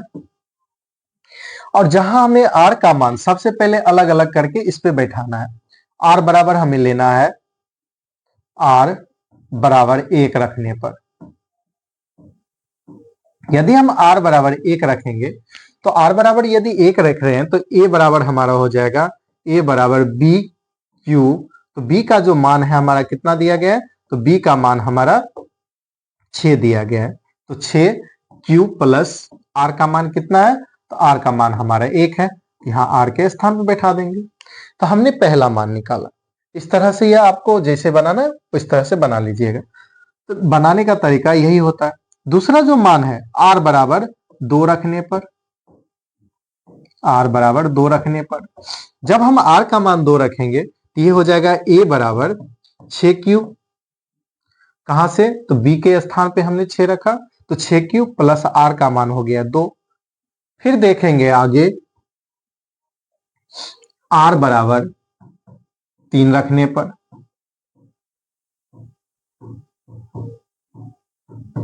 अब आर बराबर यदि हम 3 रखेंगे तो क्या हो जाएगा, तो 6 क्यू, तो ए बराबर हो गया 6 क्यू प्लस आर का स्थान कितना है, तो आर के स्थान पे हम 3 रखेंगे तो 6 क्यू प्लस 3 हो गया। यहां तक समझ में आ गया। फिर आर बराबर 4 रखने पर, यहां रखेंगे आर बराबर 4 रखने पर, जैसे आर का मान रखेंगे तो ए बराबर हमारा हो गया 6 क्यू और आर का जो स्थान है कितना है, तो 4 रख रहे हैं, तो 6 क्यू प्लस 4 हो जाएगा। फिर आर बराबर हमें 5 रखना है, तो 5 रखने पर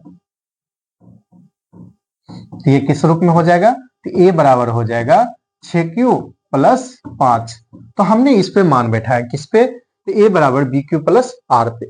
और जैसे हमने मान रखा तो 1 2 3 4 5 6 इस तरह से हमने रखा, तो 5 तक हमारा मान था, क्योंकि हमें अधिक से अधिक कितना रूप में लाना है, तो 5 के रूप में लाना है। तो हमने यहाँ पे देखा कि जितने भी धनात्मक विषम पूर्णांक है किस किस रूप में आना चाहिए, 6 क्यू प्लस 1 या 6 क्यू प्लस 3 या 6 क्यू प्लस 5 के रूप का होता है, इस रूप में लाना है। तो धनात्मक पूर्णांक के रूप में हमने विषम पूर्णांक के लिए क्या देखा, तो जब कभी भी नीचे पीछे 1 आए 3 आए और 5 आए तो यह हमेशा क्या होता है, तो धनात्मक विषम पूर्णांक होता है। और जब यहाँ पे 2 आ जाए 2 आ जाए से अंत में 4 आ जाए तो यह हमेशा कौन सी संख्या होगी, तो ये हमेशा विषम संख्या होगी। तो यहाँ पे हमें भाषा के रूप में लिखना है, अतः क्या है, विषम धनात्मक पूर्णांक के रूप में। अतः हमारा पहला जो मान है सम के रूप में है, तो कौन कौन सा है, 6 क्यू प्लस 2 और 6 क्यू प्लस 4 एक सम पूर्णांक है तथा 6 क्यू प्लस 1 6 क्यू प्लस 2 3 और 6 क्यू प्लस 5 एक विषम पूर्णांक है। हमें यही बताना था। तो सिद्ध करने के लिए हम बस यूक्लिड विभाजन का प्रयोग करेंगे और इस तरह से दर्शा लेंगे। तो ये हमारा क्या हो गया, प्रूव्ड हो गया। हमने दर्शा दिया, यानी कि यहाँ लिखेंगे प्रूव्ड लिखेंगे या दर्शाएं, तो यहाँ पे लिख दें प्रूव्ड। इस तरह से हमारा ये क्वेश्चन हो गया। तो हमारा टोटल जो 17 क्वेश्चन है, इसमें जो वेरी इंपॉर्टेंट क्वेश्चन था ये सभी इसमें हमने शामिल किया और इसको हमने पूरा सॉल्यूशन कर दिया। कुछ क्वेश्चन को हमने समझा करके उसे छोड़ दिया ताकि आप प्रैक्टिस करें। इसी क्वेश्चन को बार बार प्रैक्टिस करना है और 20 दिन का क्लास है।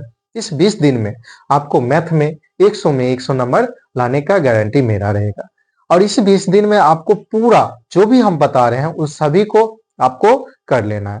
तो हमारा क्लास ये जो पहला था वास्तविक संख्या या रियल नंबर, उसका जो पहला क्लास था वो हमारा कंप्लीट हो गया है।